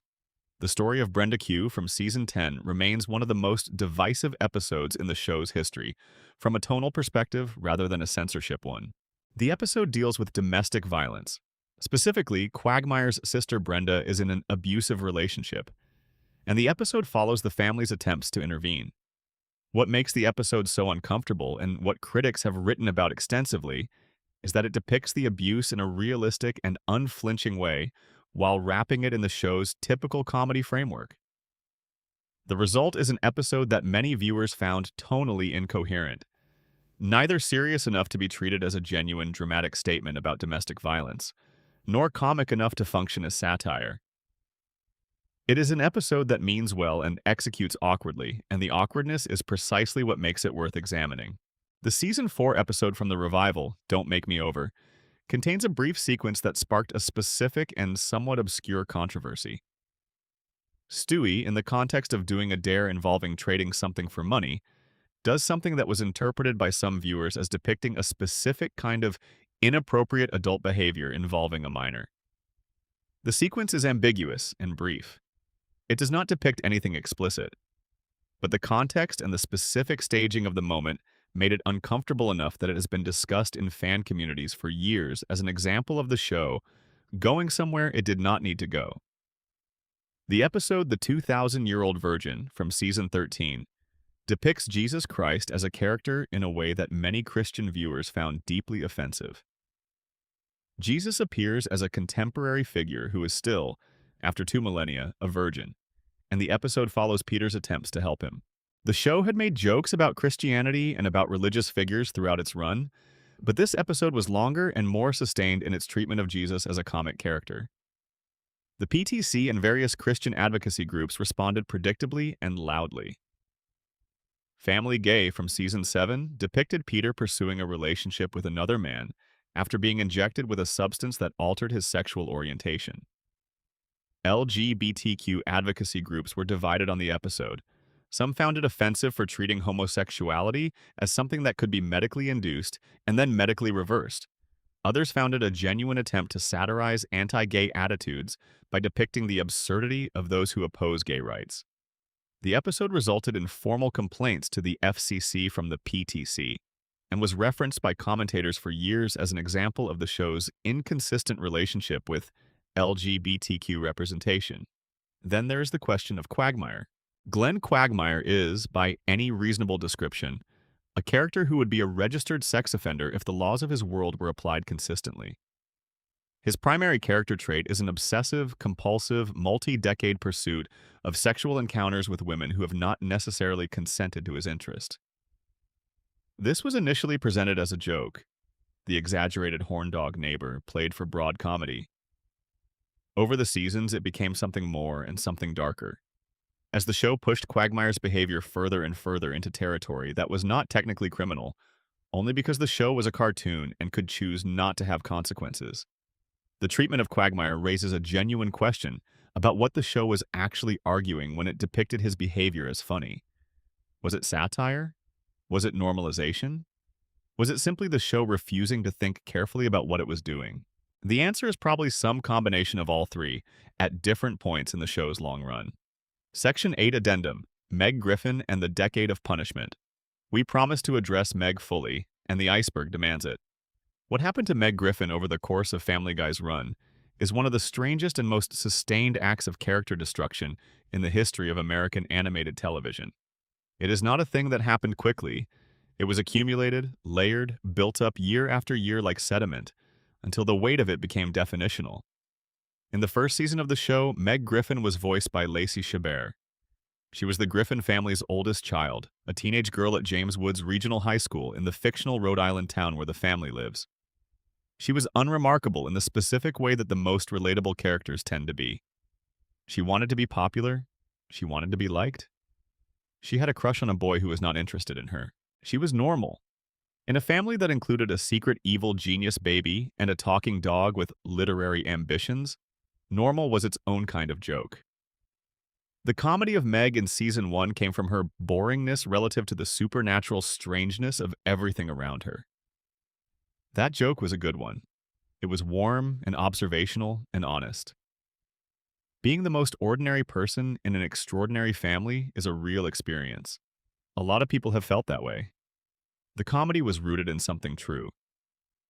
Then Mila Kunis took over the role in season 2, and the character continued along the same general trajectory for a while.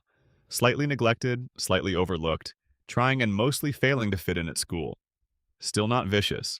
Still not the target of anything beyond the ordinary indifference that a teenage girl in a chaotic family might reasonably experience. The shift started happening around season 4. The jokes about Meg stopped being jokes about her being boring and started being jokes about her being ugly.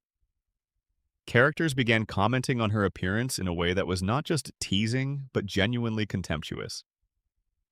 Peter started making comments that went further than a thoughtless or inattentive father would make. The other students at her school moved from treating her as invisible to treating her as actively repellent. This shift matters because it changed the nature of the comedy.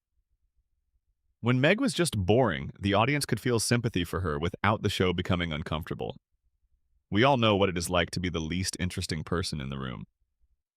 When Meg became someone whom everyone around her found physically offensive, the comedy could only work if the audience was willing to go along with the premise that she is genuinely, objectively ugly, and that this ugliness is a legitimate source of humor. The show was asking its audience to agree that some people deserve contempt based on how they look. By seasons 8 through 14, the Meg abuse had become so thoroughly the defining feature of her characterization that entire episodes were structured around delivering new and different forms of humiliation. Her father farted on her head. Her family attempted to abandon her at a fire station as an infant, a flashback played for laughs. The entirety of her high school experience was a sustained series of cruelties from classmates and teachers alike, without any counterbalancing experience of dignity or belonging. The show occasionally gave her a moment that suggested something different was possible, a talent, a friendship, a moment of genuine connection, and then took it away or forgot about it entirely. The episode Seahorse Seashell Party from season 10 is the one that crystallized the fan reaction most powerfully. The episode confines the Griffins to the house during a hurricane. Under the pressure of being together in a small space, Meg finally says everything she has been holding in. She confronts Peter directly, laying out a specific and comprehensive account of how he has treated her and what it has cost her. She turns to Lois and does the same. The speech is devastating in its specificity because everything Meg says is true. The show has shown us every instance of mistreatment she describes. Her account is accurate. In a dramatic series, this would be a pivotal moment, the moment the abused person speaks their truth and things begin to change. What happens instead is that the family begins to fall apart without Meg as their shared target. Without the pressure release valve of Meg absorbing their collective frustrations, Peter, Lois, Chris, and Brian turn on each other. The family dynamic cannot sustain itself without someone to scapegoat, and the episode resolves with Meg going to Brian and voluntarily withdrawing her accusations, voluntarily returning to her role as the family's punching bag, because her absence from that role is causing damage. The message encoded in that episode, whether intentional or not, is one that parents, groups, and cultural critics wrote about extensively. That victims of sustained abuse should accept their role because their suffering serves a stabilizing function for those around them. That standing up for yourself is selfish if it disrupts the people who are hurting you. That the appropriate response to having been mistreated for years is to quietly resume your position beneath everyone else. It is a genuinely disturbing resolution to what had seemed like a genuinely important confrontation. And the fact that the show could not bring itself to commit to any actual change for Meg after that episode, that everything reset to the same baseline within a week, suggested that the writers were either deeply confused about what they had made or unwilling to follow the logic of their own story. The contrast with how American Dad handled a similar dynamic is instructive. Haley Smith, Stan's daughter in American Dad, was in a structurally similar position to Meg in early seasons. The family member whose values and worldview put her most often at odds with the show's central authority figure. But Haley was never treated as someone who deserved contempt. She was wrong sometimes and right sometimes. She and Stan had arguments that he occasionally won and she occasionally won. She was allowed to be competent, to be respected, to have a life that the show took seriously. The difference in how the two shows handled these characters tells you something essential about the difference in their relationship to their own female characters, and to the question of what comedy is actually for. Comedy at its best is a way of building connection, of finding the shared human experience in difficult or embarrassing or absurd situations. The Meg comedy, at its worst, was something closer to permission. Permission to laugh at someone who deserves it, to dismiss someone who doesn't matter. The redemption, when it came slowly. Around seasons 14 and 15, the frequency and intensity of the Meg abuse began to decline. Fans have attributed this partly to the addition of more women to the writing staff, who reportedly pushed back internally against the constant cruelty toward the character. Meg began getting episodes where she was allowed to be competent, even formidable. Episodes where she fought back against bullies and won, where her resilience was treated as a genuine quality rather than a target. By season 22, the most extreme version of the Meg abuse was largely absent. But the decade in between, roughly seasons 4 through 14, was real. It happened. And what it documented, whether intentionally or not, was the distance between who the show knew Meg could be and who it consistently chose to make her instead. Section 9 Addendum. The Road to Episodes. A show within a show. Before we descend fully into the darkest fan theories, there is one more category of Family Guy lore that deserves its own space in this iceberg. The Road to Episodes. These are the special episodes, larger in budget, more cinematic in ambition, more deliberately crafted than a standard installment, that paired Brian and Stewie in extended adventures that were explicitly modeled on the classic Road to Films that Bob Hope and Bing Crosby made in the 1940s and 1950s. Those films were comedic adventure pictures in which the two stars would travel together to some exotic location, encounter trouble, sing songs, and break the fourth wall constantly. They were self-aware comedy long before self-awareness and entertainment had a name. Family Guy appropriated this template and made it their own. And the Road to Episodes represent some of the most consistently praised work in the show's long history. Road to Rhode Island from season 2 was the first. Brian and Stewie are stranded after a trip goes wrong and have to find their way home. The episode gives Brian a genuine emotional storyline. He visits the farm where he was born and discovers what became of his mother in a scene that is unexpectedly affecting.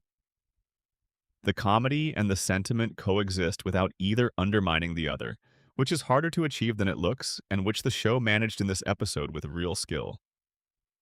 Road to Europe from season 4 sent the pair to Europe in pursuit of Stewie's favorite British children's show. Road to Rupert from season 5 was praised as one of the best episodes of the revival period. Road to the North Pole, a season 9 Christmas special, was an hour-long episode that combined genuine holiday sentiment with some of the show's darkest imagery and most unusual tonal choices. It is not the warm Christmas special its setup implies, and the ending is both funny and genuinely unsettling. Road to the Multiverse from season 8 is perhaps the most technically ambitious episode in the show's history. Brian and Stewie travel through multiple parallel universes, each depicted in a completely different animation style.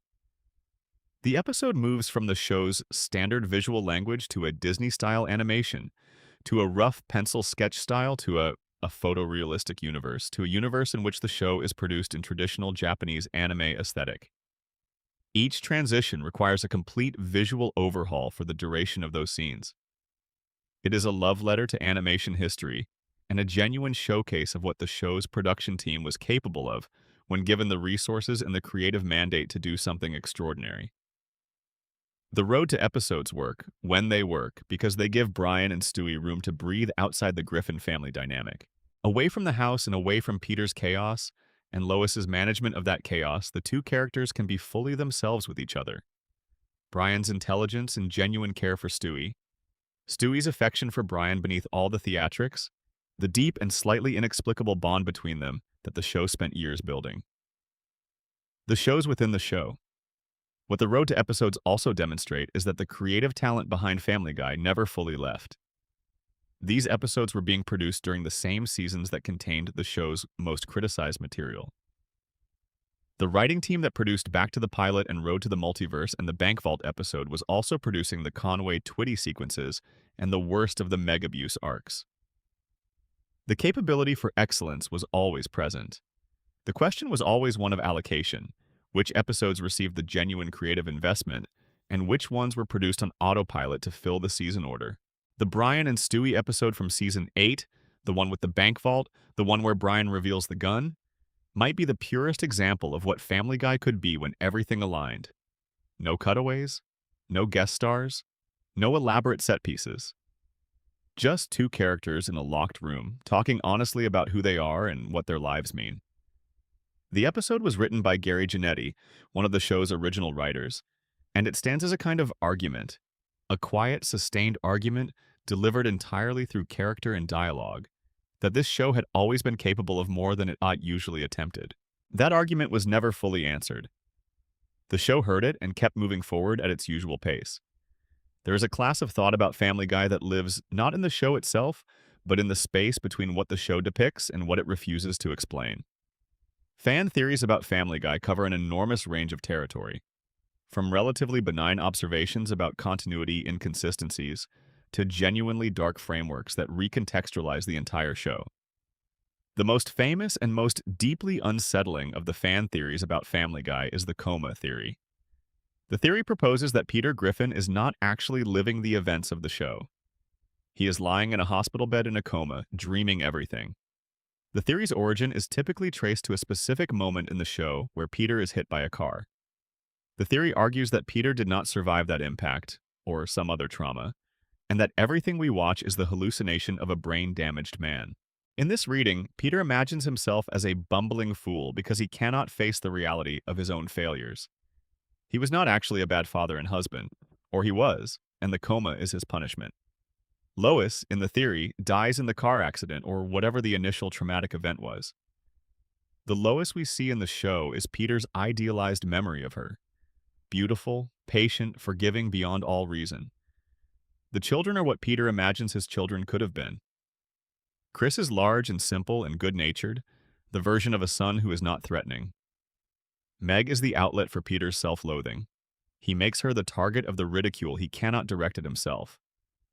Stewie, in this reading, is the sharpest and strangest element. Because Peter never actually met his infant son, the child died or never existed in the real world, he imagines Stewie as the most perfect possible version of what a baby could be. A genius, a planner, someone who knows exactly what they want and pursues it with total commitment. Stewie's desire to kill Lois is Peter's own buried rage at Lois, for dying, for leaving him, for the terrible thing that happened on the day of the car accident. Brian is the part of Peter that is intelligent, that reads books, that tries to be better than he is, that recognizes the gap between who he wants to be and who he actually is.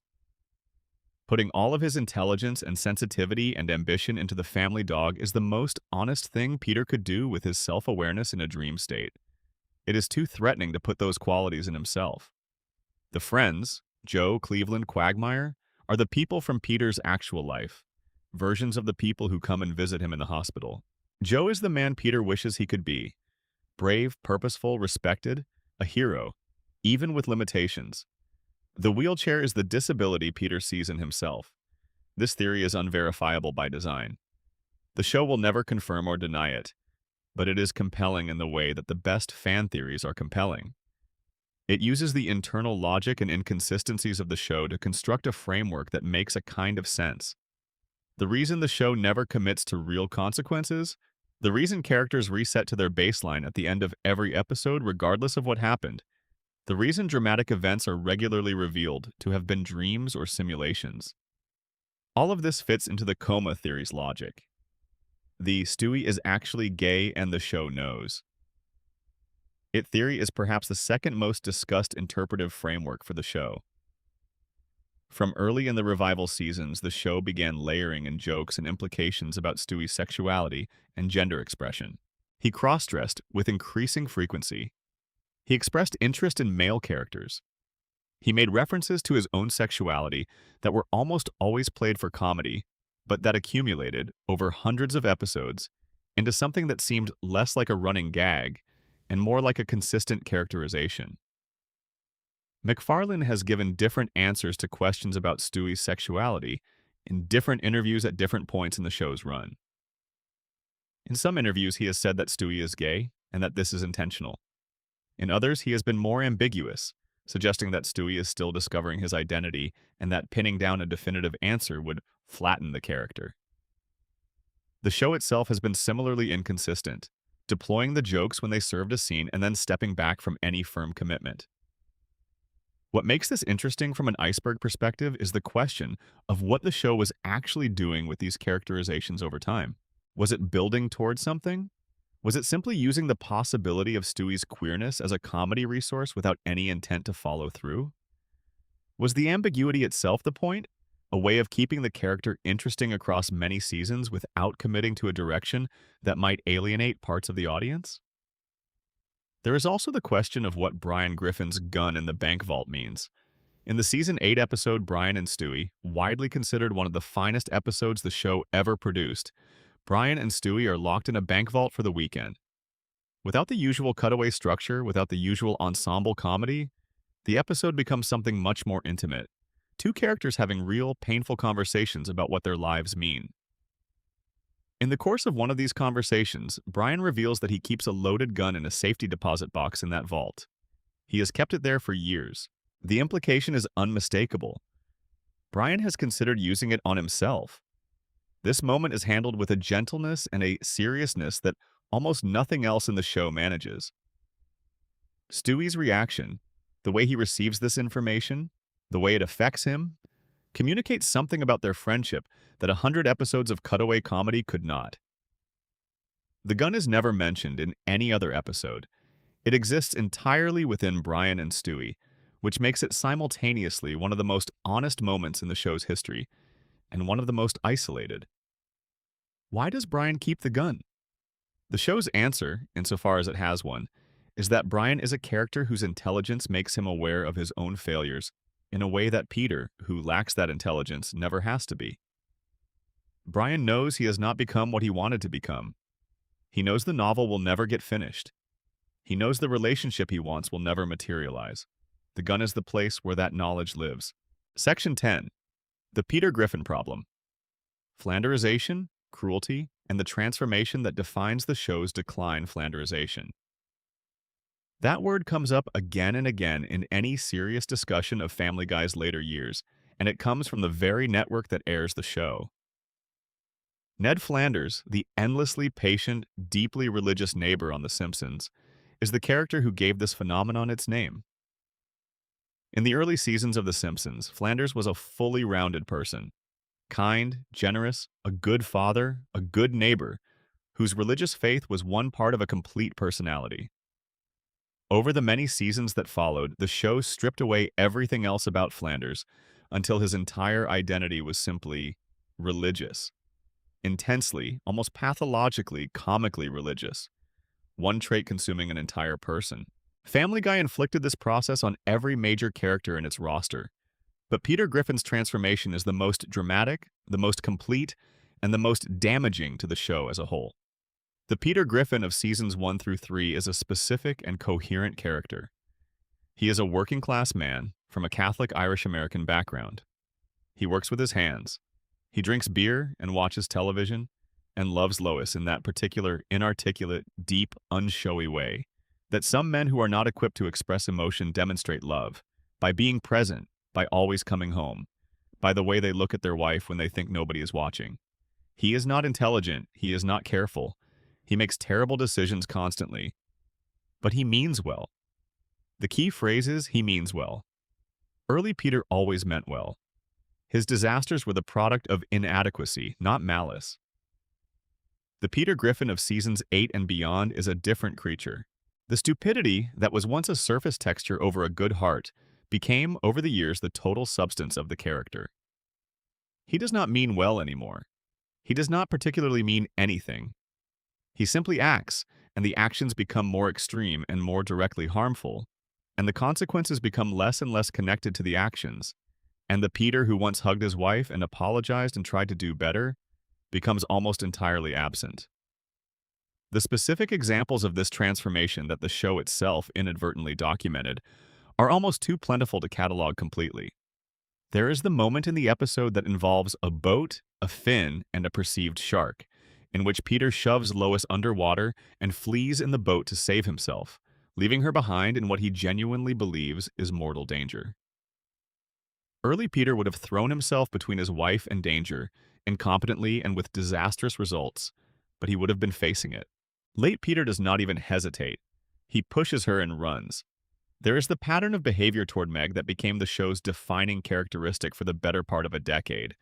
Behavior so sustained and so escalating that the show eventually had to acknowledge it directly in the episode Seahorse Seashell Party, where Meg finally confronts her family and delivers a speech that is essentially an itemized list of everything Peter has done to her and how it has affected her. He farts on her head as a form of entertainment. He physically shoves her. He refers to her in terms that no parent should ever use about a child. He forgets she exists. He expressed, at various points, the wish that she did not. The show's treatment of Joe Swanson provides another angle on this problem. In Season 1, Peter was actually intimidated by Joe. Joe was the cool neighbor, the respected police officer, the man everyone on the street looked up to. Peter was jealous of Joe's popularity. He resented how easily Joe earned admiration. That jealousy was the engine of the episode that introduced Joe as a character. It was a believable and even somewhat poignant characterization, the man who struggles to be seen next to the man who is effortlessly seen. As the seasons went on, this dynamic inverted. Joe went from being the man Peter envied to being the man Peter mocked. Joe's disability, which in the early seasons was treated with a kind of matter-of-fact respect. This is a man in a wheelchair. He is still a man. We are going to treat him like one. Became increasingly a source of cheap jokes. His marriage to Bonnie became a running tragedy. The friends who had once supported him became people who kicked him while he was down. What does it mean that the lead character of the show became someone the audience stopped rooting for? It means the show stopped working as the kind of comedy it was designed to be. Family Guy at its best was a comedy of affection. You laughed at Peter because you liked him, because you recognized some piece of a real person in him, because his disasters had the quality of genuine human failure rather than performed cruelty. When he became someone whose disasters were not failures but choices, when the cruelty became intentional rather than accidental, the comedy lost its foundation. You were no longer laughing with Peter. You were watching Peter do something awful and then being asked to laugh. The show was aware of this problem. It occasionally tried to address it in episodes that stepped back from the cruelty and gave Peter genuine emotional content. Moments of reconnection with Lois. Episodes where his love for his children surfaced in recognizable form. One of the most significant of these was the episode Peter's Sister, in which it is revealed that Peter was physically and emotionally abused by his own sister growing up. This revelation gives Peter's cruelty toward Meg a specific psychological context. He is repeating a cycle he experienced himself, inflicting on his daughter what was inflicted on him. Peter and Meg reconcile in that episode in a way that is genuinely affecting. And then the next episode resets everything. Peter is back to treating Meg as he always has. The context provided by Peter's sister is not integrated into any ongoing character development. The reconciliation might as well not have happened. This pattern, the show taking a genuine step toward character development and then immediately retreating to the comfortable default, is perhaps the single most frustrating recurring feature of Family Guy's later seasons. The show demonstrably knew how to do better. The talent was there. The writers who produced the Brian and Stewie Vault episode, the writers who produced Peter's Sister, the writers who produced the best Road to episodes. These people were capable of real emotional depth and real character work. The question was never whether the capability existed. It was whether the show was willing to actually use it and stick with what it built. Section 11. The Brian Griffin Spiral. From voice of reason to the most hated dog on television. If Peter's transformation represents the show's center of gravity collapsing, Brian Griffin's transformation represents something arguably more painful, the corruption of the character the audience trusted most. Brian was the audience surrogate. He was the normal one. or as normal as anything in the show could be. He was the character who reacted to the chaos the way you or I would react to it, with skepticism, with dry humor, with occasional genuine exasperation. He was the character who made the world of the show feel grounded, who established a reference point against which the absurdity of everything else could be measured. The Brian of the early seasons was also, quietly and consistently, presented as a person with genuine depth and genuine flaws. His unfulfilled ambitions as a writer, his romantic failures, his complicated feelings for Lois that he kept mostly buried, his slight alcoholism. The martinis were always there, the drinking was always slightly more than it should have been, but it was part of a character portrait rather than a defining feature. These were the kinds of flaws that make a fictional person feel real. They were not catastrophic, they were human scale. The shift began, like so much else about the show, in the post-cancellation revival seasons.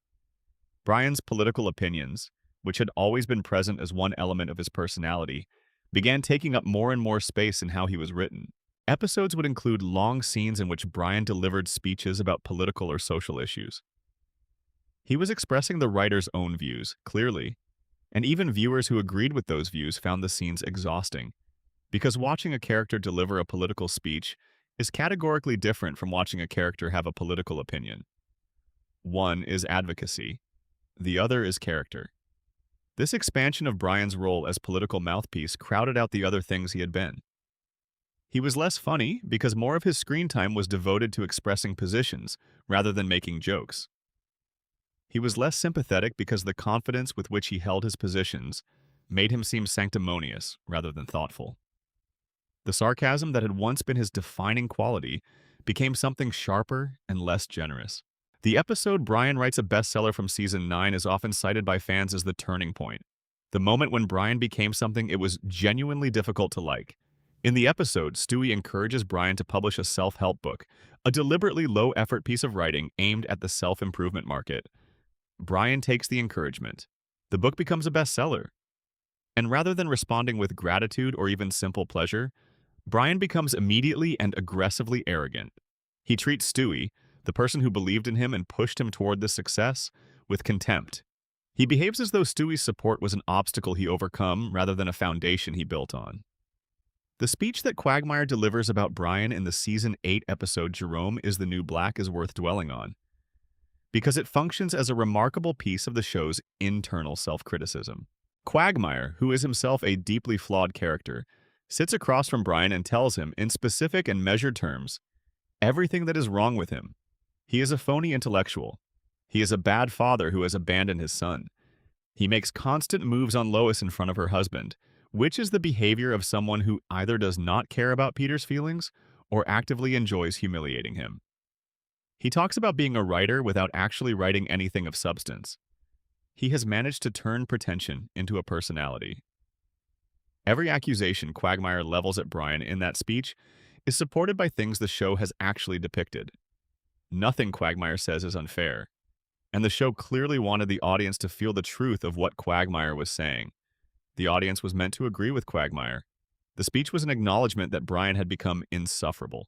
The problem, and this is the structural problem with how the show handled this, is that the acknowledgement changed nothing. Having Quagmire voice the criticism was not the same as addressing the criticism. In the episodes that followed, Brian did not become less arrogant, less hypocritical, or less self-absorbed. If anything, the show leaned into his awfulness more deliberately, as if the speech had licensed it. The message Brian seemed to take from the confrontation was not humility, but resentment, and his subsequent behavior toward Quagmire reflected that resentment. Then came November 24th, 2013, the episode Life of Brian. Stewie destroys his time machine to prevent the kind of timeline accidents that have been endangering people. Shortly after, Brian is hit by a car while chasing a ball in the street. The episode cuts to the veterinarian's office. The family is gathered. Brian dies. His last words are, "I love you all." The response from viewers was immediate and massive. A petition on change.org gathered over 100,000 signatures demanding Brian's return. The hashtag #BringBackBrian trended on social media for days. The death of a cartoon dog generated national news coverage. The reaction was extraordinary precisely because Brian, despite everything he had become in the later seasons, still carried the emotional weight of what he had been in the beginning. People did not mourn the arrogant, selfish Brian of season 12. They mourned the smart, dry, loyal Brian of season 2. The character who had slowly been replaced was the one people cried for. The show brought Brian back 2 episodes later in the Christmas episode Christmas Guy. Stewie, who has managed to acquire a time travel device from his future self, uses it to go back to the moment before Brian is hit and push him out of the way. Brian is alive again. Vinny, the Sopranos-voiced replacement dog voiced by Tony Sirico, disappears. Everything returns to normal. MacFarlane later confirmed that Brian's death was always intended to be temporary. It was designed to remind the audience that the show was still capable of surprising them, still capable of doing something that felt permanent and real. The goal was to shake people out of complacency, to remind them how much they cared about these characters. In that narrow sense, it worked. The reaction proved that people still cared. But the mechanism used to prove it, a death staged as permanent and then quickly reversed, also proved something less flattering, that the show was willing to exploit that care for ratings and that nothing it did would have permanent consequences. After Brian's return, the show did not learn from the experience in any meaningful way. The death had revealed to the writers that the audience was deeply, genuinely invested in Brian. The response to that revelation was to continue writing Brian more or less the same way he had been written before. The investment was real, but the show's willingness to honor it was not. Section 12. The Real Predictions. When fiction accidentally described the future. There is a category of Family Guy history that lives at the intersection of coincidence and conspiracy, and it is one of the most genuinely strange areas of the show's legacy. The show has, on multiple occasions, depicted specific real-world events before those events occurred. In almost every case, these coincidences are exactly that, coincidences.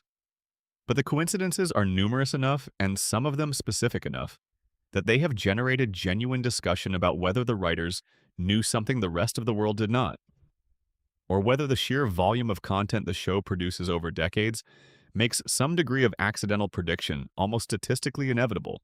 The Boston Marathon episode, which we have already discussed in the context of its censorship history, stands as the most dramatic and most painful of these apparent coincidences.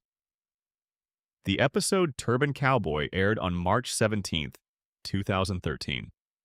The Boston Marathon bombings occurred on April 15, 2013.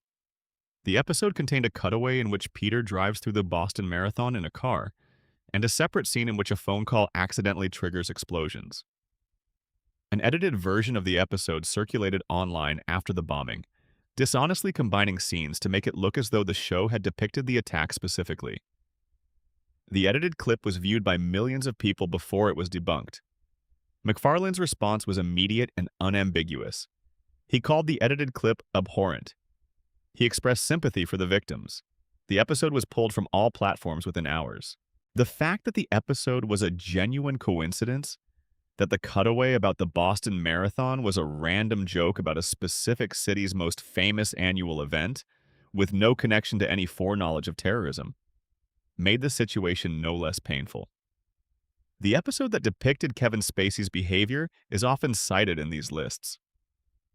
In a 2005 episode from Season 4, there is a gag that appears to reference the kind of conduct that Spacey was accused of years later when sexual misconduct allegations against him became public in 2017. Whether this constitutes a prediction or simply a joke at the expense of long-circulating rumors in Hollywood is genuinely unclear. The entertainment industry has a long history of open secrets, things that many people in specific professional circles knew about or suspected long before they became public. A writer's room in Hollywood in 2005 may have been drawing on information that never made it into mainstream reporting until years later. The Caitlyn Jenner transition was another event the show appeared to reference before it happened. In a Season 4 episode from 2005, more than a decade before Jenner publicly transitioned, there is a specific reference to the idea of Bruce Jenner becoming a woman. The line was pitched as a random celebrity gag, the kind of comedy shorthand that the show used constantly. Whether the writers had specific information or were simply working from existing cultural information in certain circles, is not something that has ever been confirmed. The Robin Williams episode stands as one of the more genuinely eerie coincidences. In the season 11 episode Family Guy Viewer Mail number 2, there is a segment called Fat Man and Robin, in which Peter is given the ability to turn anyone he touches into Robin Williams. The comic logic of the segment eventually leads to Peter considering ending his own life to stop the Williamsification of everyone around him. The episode aired on the BBC in the United Kingdom on August 12, 2014. Robin Williams died by suicide on the same day. The episode was pulled from UK schedules almost immediately. The timing was a coincidence of the kind that has no explanation, but is genuinely difficult to process. The COVID-19 quarantine episode is perhaps the least surprising of the show's apparent predictions.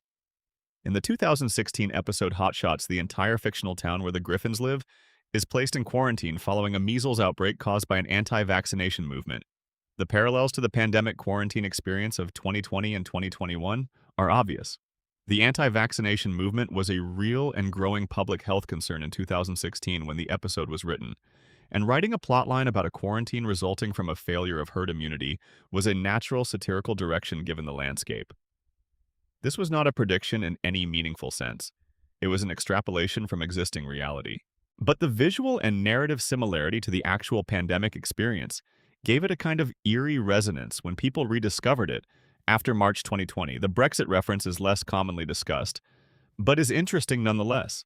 The show made a joke about Britain leaving the European Union at a point before the Brexit referendum. The joke treated it as an absurd hypothetical. Then it happened. The show is produced so far in advance. Each episode takes roughly 10 months to a year from conception to broadcast. That jokes about future political events are sometimes unavoidably prescient, simply because political situations can change in the time it takes an episode to be made. What all of these cases have in common, beyond the surface-level coincidence, is that they reveal something about the nature of long-form comedic writing. A show that has produced 400-plus episodes over 25 years, making jokes about everything from celebrity behavior to political events to cultural trends, will inevitably produce a small percentage of jokes that accidentally resemble real events that occur after they are written. The volume alone makes some degree of accidental prediction statistically almost certain. The question is never whether coincidences will occur. It is whether any specific coincidence is actually more than that. Section 13. The Creator's Departure. Seth MacFarlane, Fox, and the show that kept running after its engine left. There is a specific kind of melancholy that attaches to creative works that outlive the passionate involvement of the person who created them. Not a tragedy, exactly. Not necessarily even a failure, but a melancholy. The feeling of watching something continue past the point of full engagement, running on the momentum of what it was rather than the energy of what it is still becoming. Family Guy entered this territory gradually, then all at once in the early 2000s. In the first years of the show's existence, Seth MacFarlane was deeply and specifically involved in every aspect of production. He voiced 4 major characters.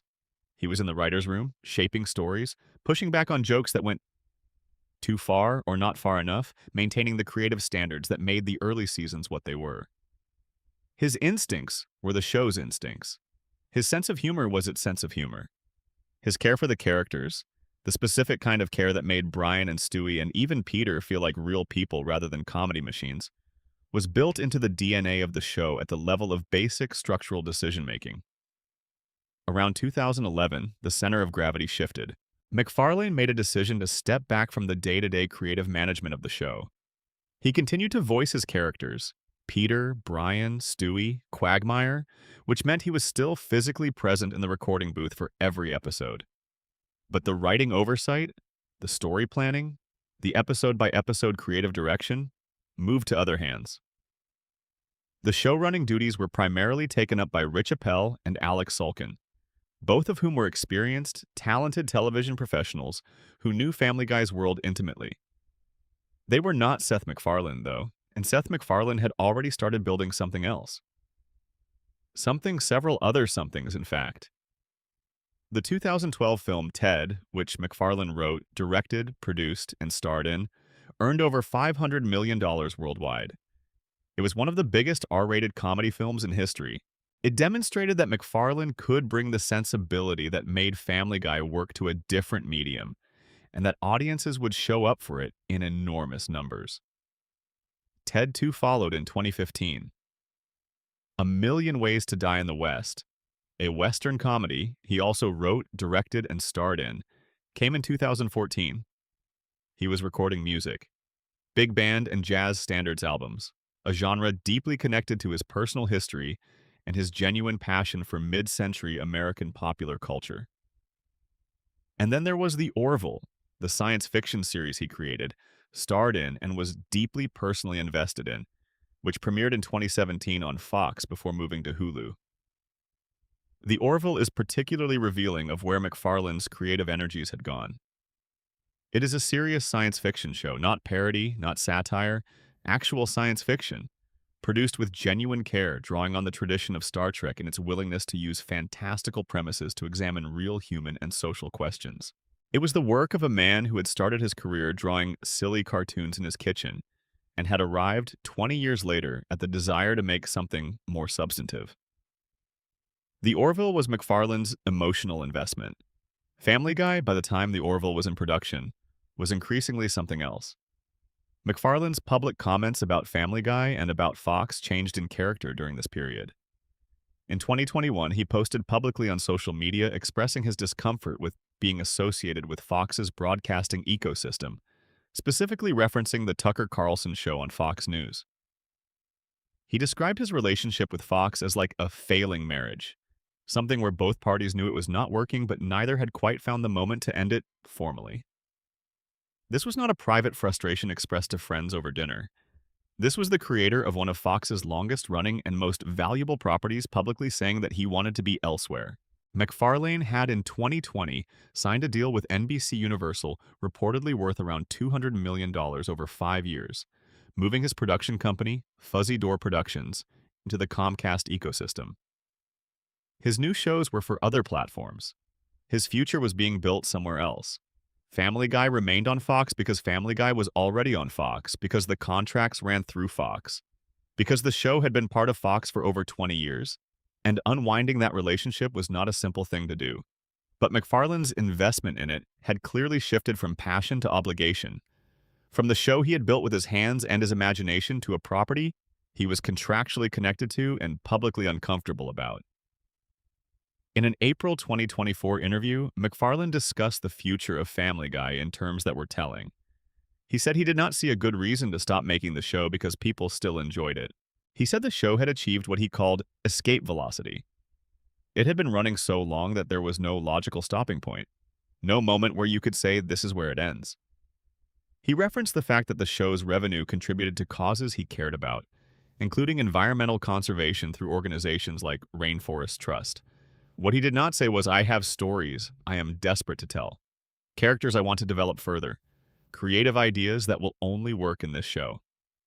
The motivation he described was financial and philanthropic and practical, not creative. The fire that had kept a 24-year-old man drawing in his kitchen at 3 in the morning was not the thing keeping Family Guy on the air in 2024. Something cooler and more calculated had replaced it. In April 2025, it was announced that the show had been renewed for 4 more seasons in a deal with Disney, which now owns Fox's entertainment properties. The renewal would take Family Guy through its 27th season and the 2028 to 2029 television season, coinciding with the show's 30th anniversary. 15 episodes per season. The show was locked in for years, independent of any creative consideration. The business logic was sound. The merchandise revenue was real. The streaming rights were valuable. The brand recognition was enormous. None of this had anything to do with whether the show was still good. Section 14. American Dad and the Ultimate Insult. When the spin-off became the better show, of all the strange and somewhat painful facts about Family Guy's decline, none cuts quite as deeply as this one. The show that Seth MacFarlane created alongside the Family Guy revival. The show that was initially dismissed as a lesser version of the original. The show that lived in Family Guy's shadow for years and took most of the critical knocks while Family Guy took most of the praise. That show became, quietly and then undeniably, better. American Dad premiered on February 6, 2005, a few months before Family Guy returned for its fourth season. MacFarlane created it alongside Mike Barker and Matt Weitzman. The show followed Stan Smith, a hyper-patriotic CIA agent in Langley Falls, Virginia, and his family. His wife Francine, his liberal college student daughter Haley, his dorky teenage son Steve, a space alien named Roger who lived in the family's attic, and a goldfish named Klaus, who was actually a German man whose brain had been transplanted into a fish's body by the CIA in a botched operation. The show in its first season was not great. It leaned too heavily on the comedy of Stan's extreme conservatism, and the political satire felt one-dimensional. Stan was essentially a caricature of a certain type of aggressive patriot, and the jokes about his worldview had the quality of shooting at a target that was too close to miss easily. Critics were lukewarm. Ratings were decent, but unspectacular. The show was viewed as exactly what it appeared to be: a piece of network programming that existed because Seth MacFarlane was hot, and Fox wanted multiple animated shows in their Sunday lineup. Then something quiet and gradual and ultimately remarkable happened. American Dad got better, not because of a dramatic creative intervention or a format overhaul, but because the writers, led significantly by Matt Weitzman and later by showrunner Brian Boyle, figured out what the show actually was and began writing to its strengths instead of against them. They loosened the political satire and let it become something more genuinely weird and inventive. They developed Stan Smith from a one-note caricature into one of the most complicated and strangely lovable lead characters in adult animation. A man who is absolutely wrong about most things, and absolutely genuine in his love for his family, whose stubbornness is both his greatest flaw and the engine of his most touching moments. Roger the Alien, meanwhile, evolved into one of the genuinely great character concepts in animated television history. The show gave Roger the ability to adopt elaborate disguises and personas. Not just costumes, but full alternative identities, complete with histories, personalities, and relationships. Each persona was entirely distinct. Roger could appear in one episode as a world-weary lounge singer, and in the next as a competitive bowler from New Jersey, and in the next as a femme fatale art dealer, and each version was fully realized. The concept gave the writers an essentially infinite source of material. Every episode with Roger could introduce something completely new through whatever persona he was inhabiting that week without disrupting the character's core identity. The structural difference between American Dad and Family Guy that matters most is simple. American Dad does not use cutaway gags. Every joke in American Dad has to come from the characters, the story, the situation. There is no escape hatch. There is no mechanism for filling a scene with a random, disconnected comedy bit when the main storyline is running thin.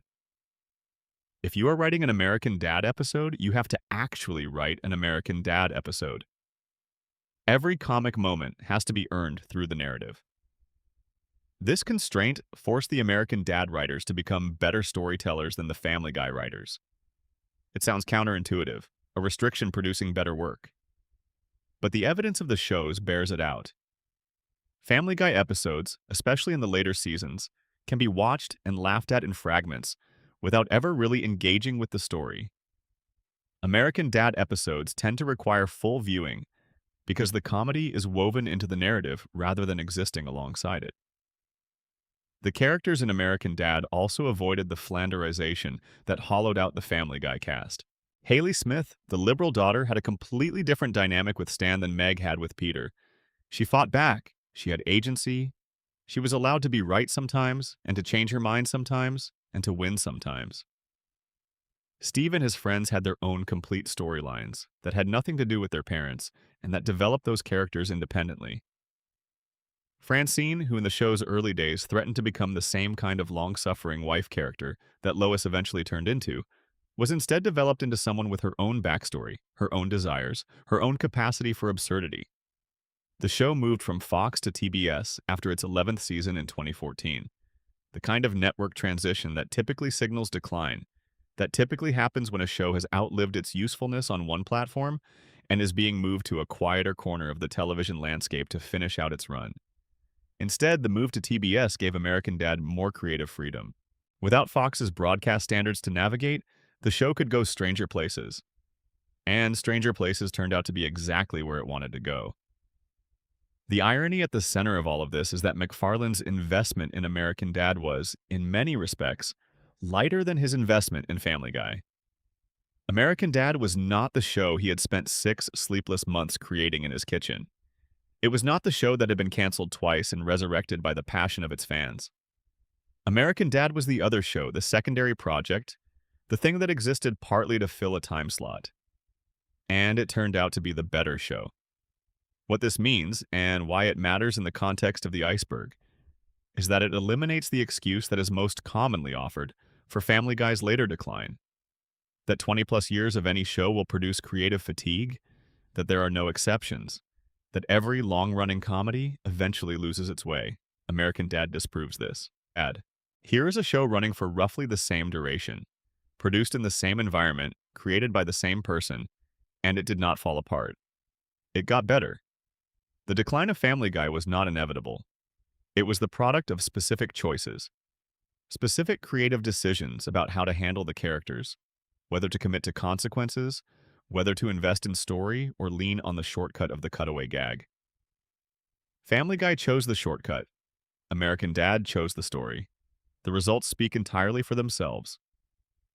Section 15. The ratings freefall. Numbers that cannot be argued with. There is always debate about quality. Quality is subjective. Two people can watch the same episode of a television show and come away with entirely different assessments of its humor, its heart, its craft. This is normal. This is how art works. But ratings are not opinion. Ratings are data points. They tell you, in cold and precise terms, how many people chose to spend a part of their evening watching something. And the ratings history of Family Guy is, for a show that is still technically on the air and technically being renewed for more seasons, genuinely staggering to read. The first episode of Family Guy aired after the Super Bowl in January 1999 and drew 22 million viewers. 22 million. That is almost the population of Australia sitting down to watch a cartoon pilot together. The first full season, not counting the Super Bowl premiere, averaged about 12.8 million households. This was a solid start, not a phenomenon, but a real audience enough to build on. Then came the scheduling chaos and the cancellations and the Adult Swim resurrection, and when the show came back for its fourth season in 2005, it was pulling in numbers in the range of 7.9 million viewers on average. Smaller than the original run, but this was a show that had been dead for 3 years, returning to a changed landscape. 7.9 million was a legitimate success by the standards of what the show had been through. From that point, the line on the graph goes in one direction.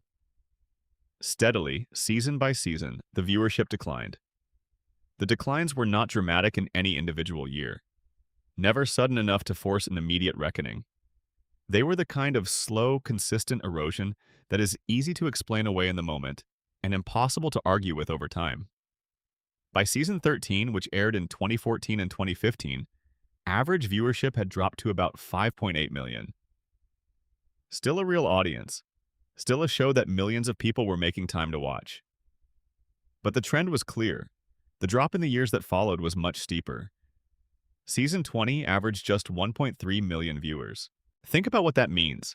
A show that had once drawn nearly 8 million viewers on its post-cancellation return was now holding on to 1.3 million. The audience had shrunk by more than 80%.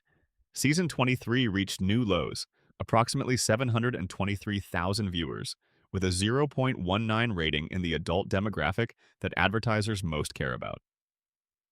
Less than 750,000 people were watching new episodes of a show that had premiered to 22 million. The gap between those two numbers is almost incomprehensible. The network's response to these declining numbers was to move the show. Family Guy had been a Sunday night institution for most of its run, part of Fox's animation domination block, the show that aired in the same slot season after season and became part of the rhythm of the television week for millions of households. In 2019, it was moved from its 9 p.m. Sunday slot to 9:30 p.m., a smaller shift but a signal. In 2023, it was moved entirely out of the Sunday night block.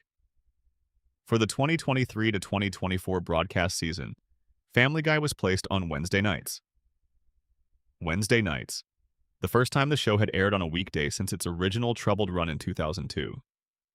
Being moved from Sunday night primetime to Wednesday night is a demotion with no diplomatic interpretation. It means the network no longer considers you a tentpole show. It means you are being moved to a quieter corner of the schedule where the expectations are lower and the audience is smaller, and nobody is too carefully watching what happens to the numbers. It is the television equivalent of being moved to a smaller office. The irony, when you hold the full arc of the ratings against the full arc of the show's creative decisions, is that they match almost perfectly. The seasons in which the show was most critically praised, the first 3 seasons and certain peak revival-era episodes, are the seasons that most fans would agree contained the best writing. The seasons in which the ratings began to slide most significantly are the seasons that most fans would agree represented the most significant creative compromise. The audience was responding to something real. They were telling the show, through the simple act of watching it less, that something had changed. The show also benefited during certain periods from strong lead-in audiences. The shows that aired before it on Sunday nights helped build the audience that then stayed for Family Guy. When The Simpsons was at the height of its own cultural authority, airing immediately before Family Guy gave it a built-in audience of millions of people who were already in the animated comedy frame of mind. As The Simpsons itself declined, and as the animation domination block became less of a must-watch destination, that scaffolding weakened. The streaming era complicated the ratings picture in ways that are important to acknowledge. When Family Guy came available on Hulu in 2014, it joined a platform that eventually became the primary way a substantial portion of its audience experienced the show. Streaming numbers are not directly comparable to broadcast ratings. Different methodologies, different measurement standards, different ways of counting a view. It is entirely possible that Family Guy's total audience, including streaming viewers, was significantly larger than its broadcast ratings suggested. The show ranked extremely well in streaming viewership during periods when its broadcast numbers were weak. This distinction matters for understanding why Fox kept renewing the show, despite the declining broadcast numbers.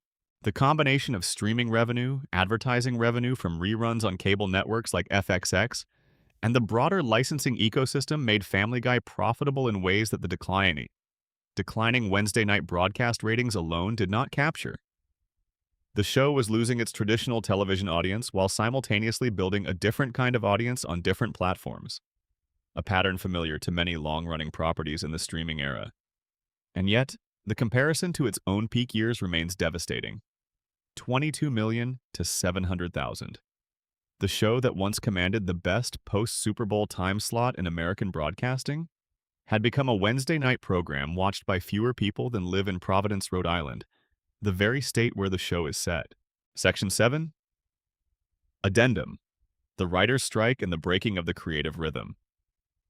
There is a reason that television industry people talk about the 2007 to 2008 Writers Guild of America strike in the same breath as specific disruptions to shows that never quite recovered their footing afterward. The strike lasted from November 5, 2007 to February 12, 2008. 3 months and change, which in the life of a television show is enough time for everything to come slightly unmoored. Writers who had been in the middle of developing story arcs could not finish them. Scripts that were in progress had to be set down. The networks, starved for new content, were forced to make programming decisions that their show's creators had no input into. For Family Guy, the strike had a specific and somewhat painful dimension. MacFarlane was a vocal supporter of the WGA and walked the picket line publicly, alongside other major creators. He made clear where he stood. This was consistent with his history. During the WGA strike of 1988, he had been a child who was not yet in the industry, but he had followed the labor politics of entertainment closely as he grew up. His position on the 2007 strike was not performative. He genuinely believed that writers deserved better compensation for the digital distribution and DVD revenue that the studios were extracting from their work. During the strike, Fox aired 3 episodes of Family Guy that had already been completed before the strike started. These episodes aired without MacFarlane's blessing, using a technical contractual argument that the completed episodes were Fox's property to broadcast. MacFarlane was publicly unhappy about this. The airing of those episodes felt, from his perspective, like a choice to use his work in a way that undermined the very labor action he was publicly supporting. It created a difficult situation. His name was on the episodes, his voice was in the episodes, and they were being used in a context he had not sanctioned. The relationship between MacFarlane and Fox, which had always been complicated by the specific combination of commercial dependence and creative autonomy that defines creator-network relationships, was measurably cooler after this episode. The strike itself ended with a deal that the WGA felt was acceptable if not fully satisfactory. Production resumed on February 12, 2008. Family Guy returned to its regular schedule with the episode Back to the Woods, which aired that month. But the 3-month gap had done something to the show's internal rhythm that was hard to measure and harder to undo.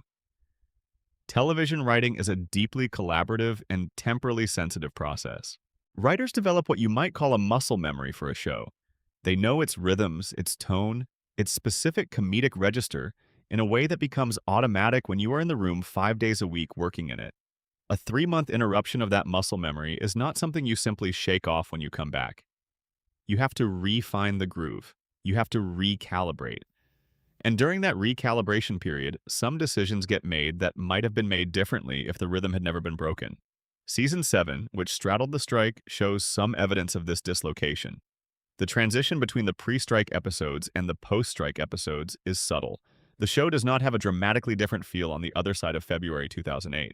But there is a looseness in some of the post-strike installments, a slight uncertainty about what the show is trying to be in a given week, that feels like a writing room still finding its footing rather than one operating at full creative confidence. The 2023 WGA strike, which also directly affected Family Guy, is part of the same story. MacFarlane was again on the picket line. The production was again interrupted. The pattern of disruption, recovery, and the challenges of maintaining creative continuity through labor actions is woven through the show's history from its middle period forward. What the strikes reveal, in the aggregate, is something important about the nature of television production that is often invisible to viewers. The show is not made by one person, or even by a small group. It is made by a community, and communities are fragile.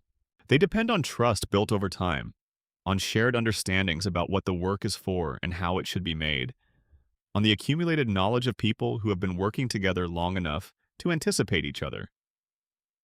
Disrupt that community, even temporarily, and you are disrupting something that was built over years and that cannot simply be rebuilt in a week when the disruption ends.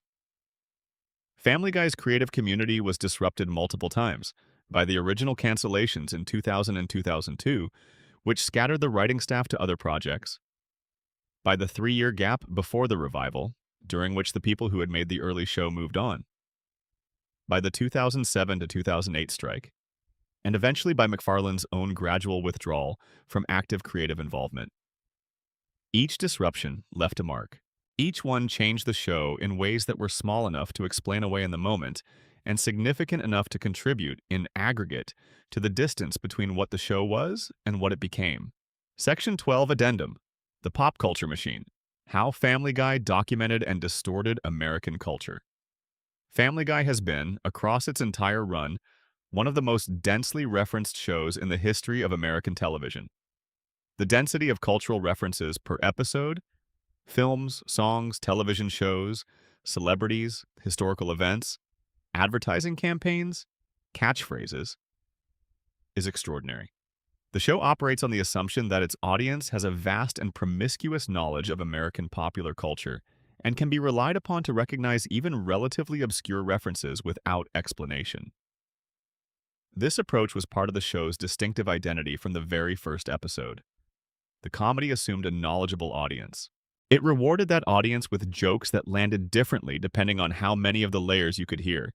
There was a surface reading of any given gag accessible to everyone, and then a deeper reading available only to people who recognized exactly what was being referenced and why. The show's relationship with the 1970s and 1980s, the decades that formed Seth MacFarlane's cultural formation, is a consistent thread throughout.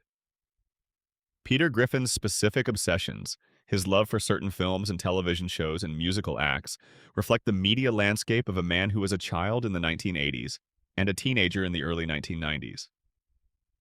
The show made jokes about things that were already nostalgic in 1999, and those same things became doubly nostalgic as the show continued through the 2000s and 2010s. The references that once played as affectionate riffs on recent cultural memory gradually became riffs on things that younger audiences might not recognize at all. This created an interesting generational challenge for the show. Family Guy was deeply invested in a specific slice of American popular culture, one that peaked around 1985 and has been in selective revival ever since. As the show's audience aged with the show, those references continued to land for the people who had grown up with them. But as younger viewers encountered the show for the first time through streaming platforms and online clips, the references sometimes required translation. A joke about the specific cadence of a 1983 television advertisement or a nod to a mid-1970s film score is funny to someone for whom those things are stored, memory, and essentially opaque to someone for whom they are historical artifacts.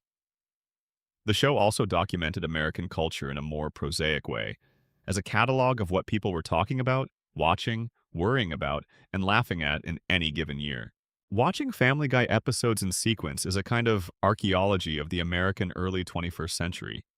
The celebrity controversies that surface in cutaway gags, the political moments that trigger storylines, the technological changes that alter what characters do and how they communicate, all of this is captured in the show's amber, preserved in the specific way that only something produced weekly over decades can preserve the texture of a time. This documentary quality is not always flattering to the culture it documents. The jokes that felt sharp and daring in 2000 sometimes feel different in 2025. Not because the people making them were bad people, but because cultural understanding shifts, and what was once a provocative satirical take can become, with time, simply a record of what someone found acceptable to joke about. The show is an artifact of its moment in ways that were invisible in the moment and legible only in retrospect. What Family Guy captured most consistently, and this may be its most underappreciated contribution to the documentary record of its era, was the specific texture of white working-class and lower-middle-class American life at the turn of the 21st century. Peter Griffin's world is a world of specific brands, specific television habits, specific neighborhood relationships, specific frustrations and pleasures that have a sociological accuracy beneath the comedy. The show was not trying to be sociology, but it made enough jokes that were rooted in recognizable daily life that it ended up capturing something true about how people in a specific demographic bracket were living and thinking in a particular period. That is not nothing. That is, in its own strange way, a form of art. The cutaway gag is so closely associated with Family Guy that it sometimes feels like the show invented it. It did not.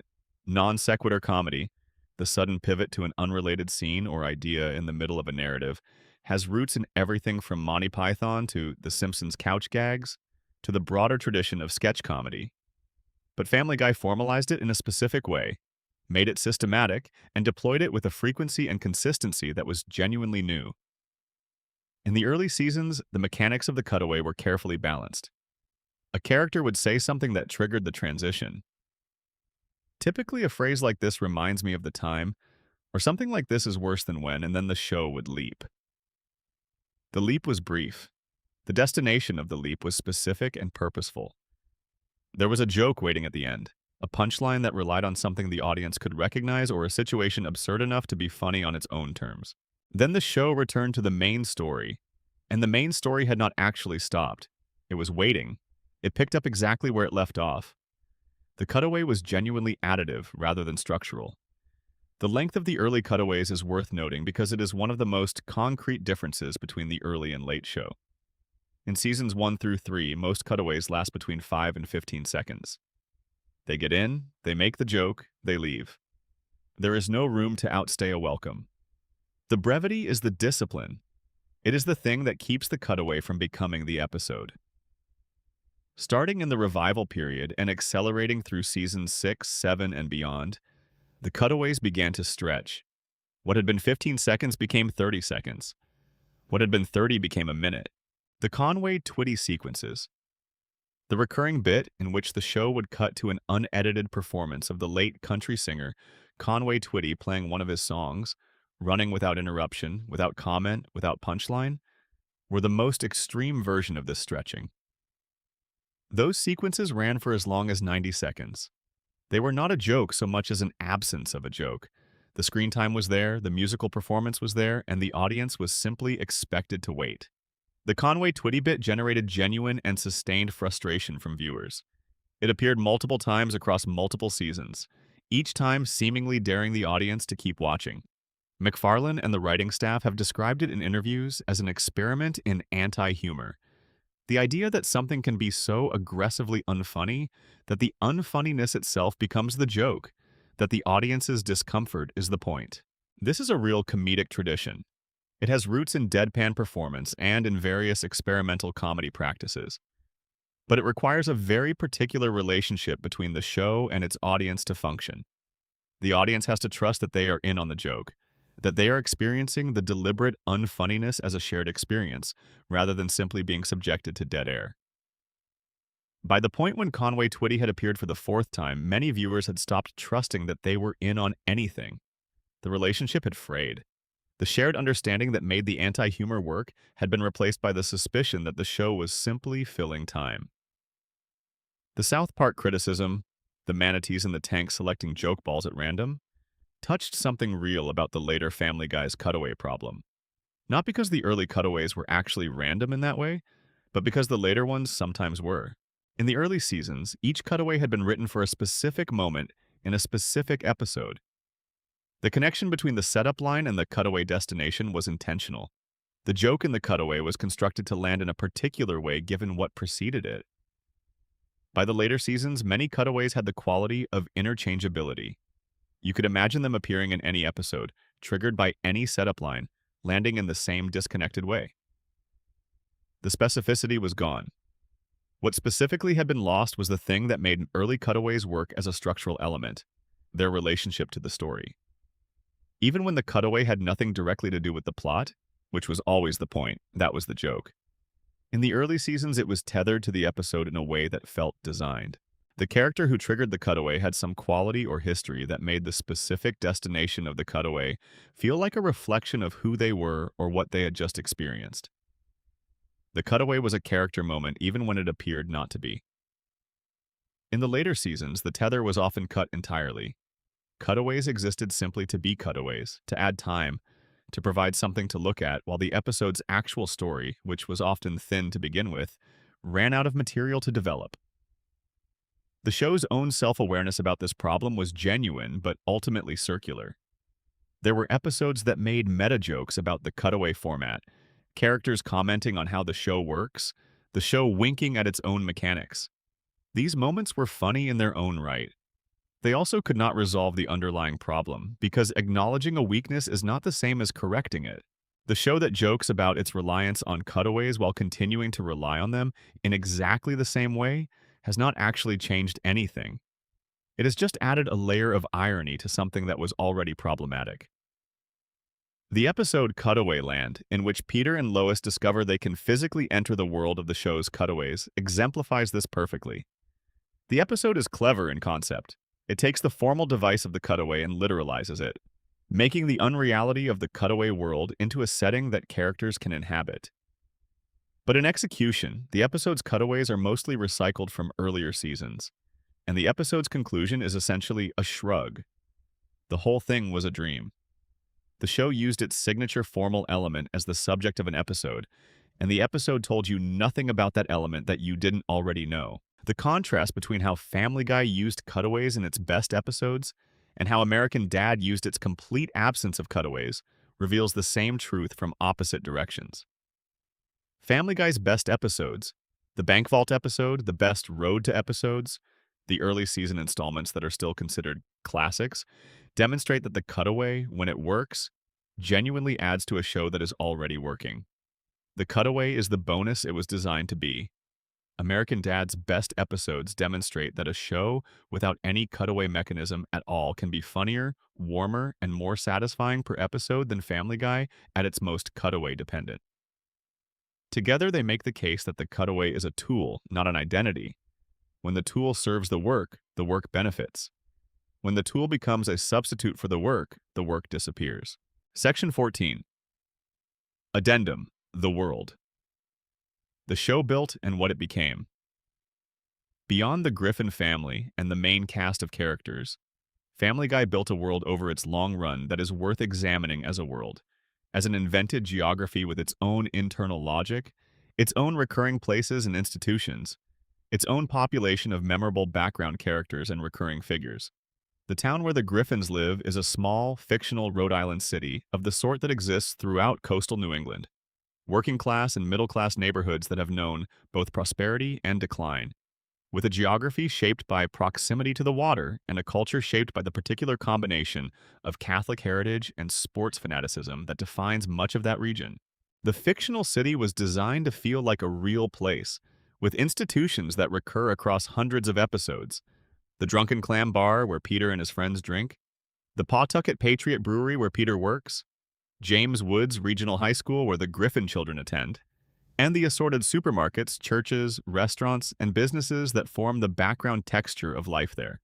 James Woods Regional High School is named after the actor James Woods, who became a recurring character on the show, one of several celebrities who appeared either as themselves or as loose fictional versions of themselves. James Woods, the character, appeared in several episodes and became, in a strange way, a fan favorite. His episodes tend to have a specific energy that is different from the show's usual register. He commits to the bit with an abandon that makes the comedy work at a frequency Family Guy often didn't reach in its middle seasons. The Drunken Clam is a space whose function in the show's economy is worth thinking about. It is where Peter, Joe, Quagmire, and Cleveland process the events of their lives, where the men of the show do the kind of horizontal socializing that working-class male friendships have historically been built on. The bar is warm and slightly grotty, with a familiarity that comes from 1,000 hours of accumulated memory. In the early seasons, scenes at the Drunken Clam tended to have a specific quality of male friendship at its best: companionable silence, shared jokes with long histories behind them, the ease that comes from knowing people for years. As Peter's character changed, the dynamic at the Drunken Clam changed with it. The warmth of genuine friendship gave way to something more performative, more competitive, and eventually more openly hostile. The bar scenes in the later seasons often depict the four men at the same table doing things to each other that friends do not do. Mockery without affection, cruelty without the mitigating warmth that makes cruelty between friends bearable and funny, rather than simply mean. The broader world of the show expanded over its run in ways that were sometimes inspired and sometimes simply sprawling.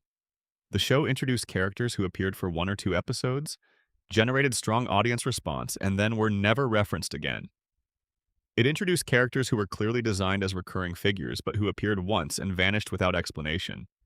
And it occasionally produced background characters from a single scene who resonated so powerfully, something about how they were drawn, something about a single line of dialogue, that they took on their own lives in the fan community.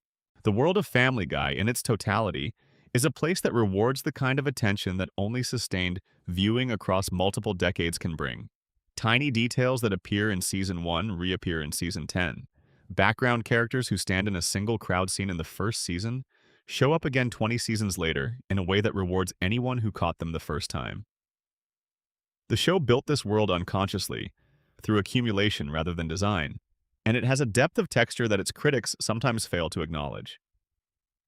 That depth of texture, that accumulated weight of a world that has been inhabited for 25 years, is part of what makes Family Guy something more than the sum of its worst seasons. The show that exists today is not the show that existed in 1999, but it inhabits the same world, the same streets, the same bar, the same house. The characters are changed, but they are still the characters. The emotional logic has drifted, but has not entirely dissolved. There is something there that the fans who have stayed with it for all of these years know and feel, even when they cannot quite articulate it. The show at its worst still carries traces of the show at its best, the way old paint shows through when new paint chips. The Griffin family, at their most dysfunctional, still occasionally remember what it meant to love each other. And Peter Griffin, in some episode buried in a season somewhere, still looks at Lois the way he looked at her in 1999. That is the world. That is what it was built for.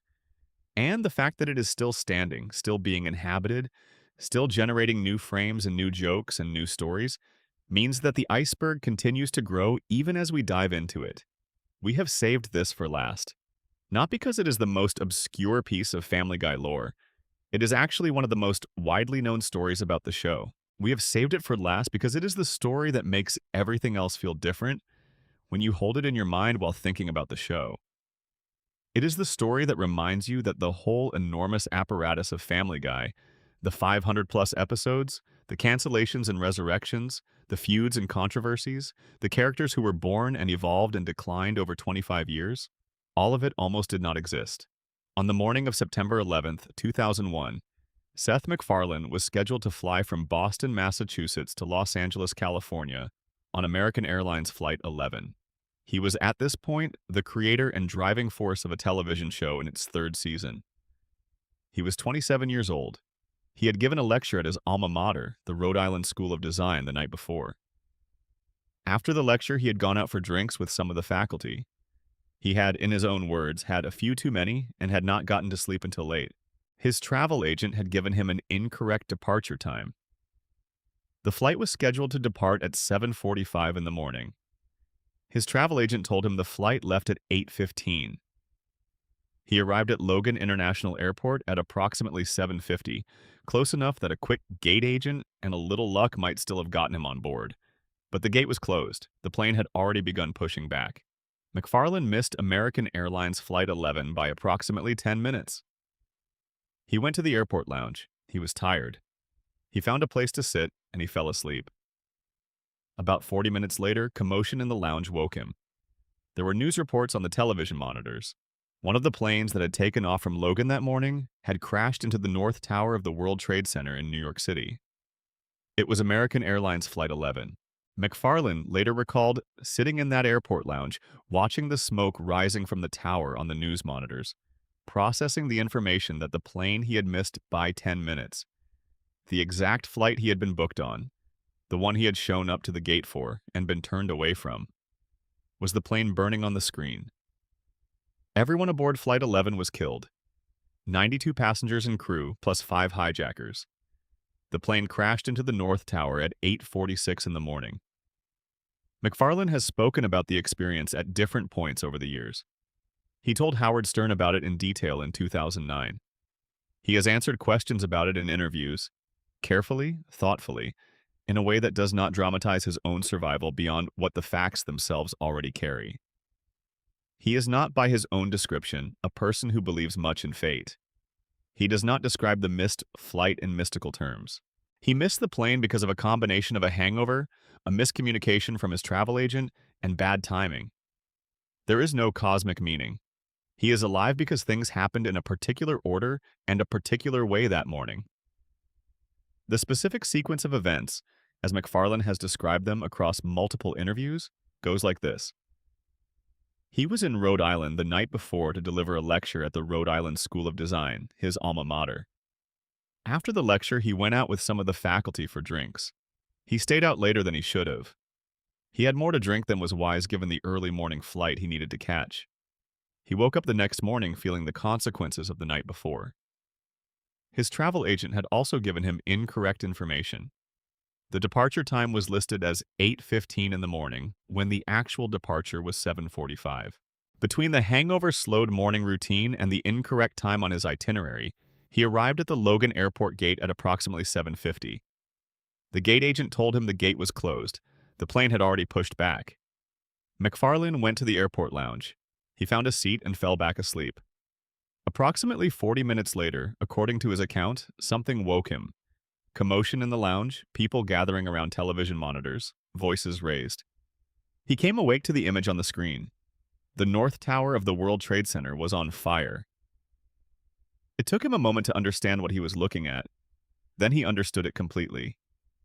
The travel agent story has an interesting wrinkle that skeptics sometimes point to. American Airlines official records apparently show that MacFarlane's reservation for Flight 11 was canceled at 6:34 in the morning, an hour before the gate would have closed. This discrepancy between MacFarlane's account of arriving at a closed gate and the official record of an early morning cancellation has generated some discussion online, with various theories about what actually happened.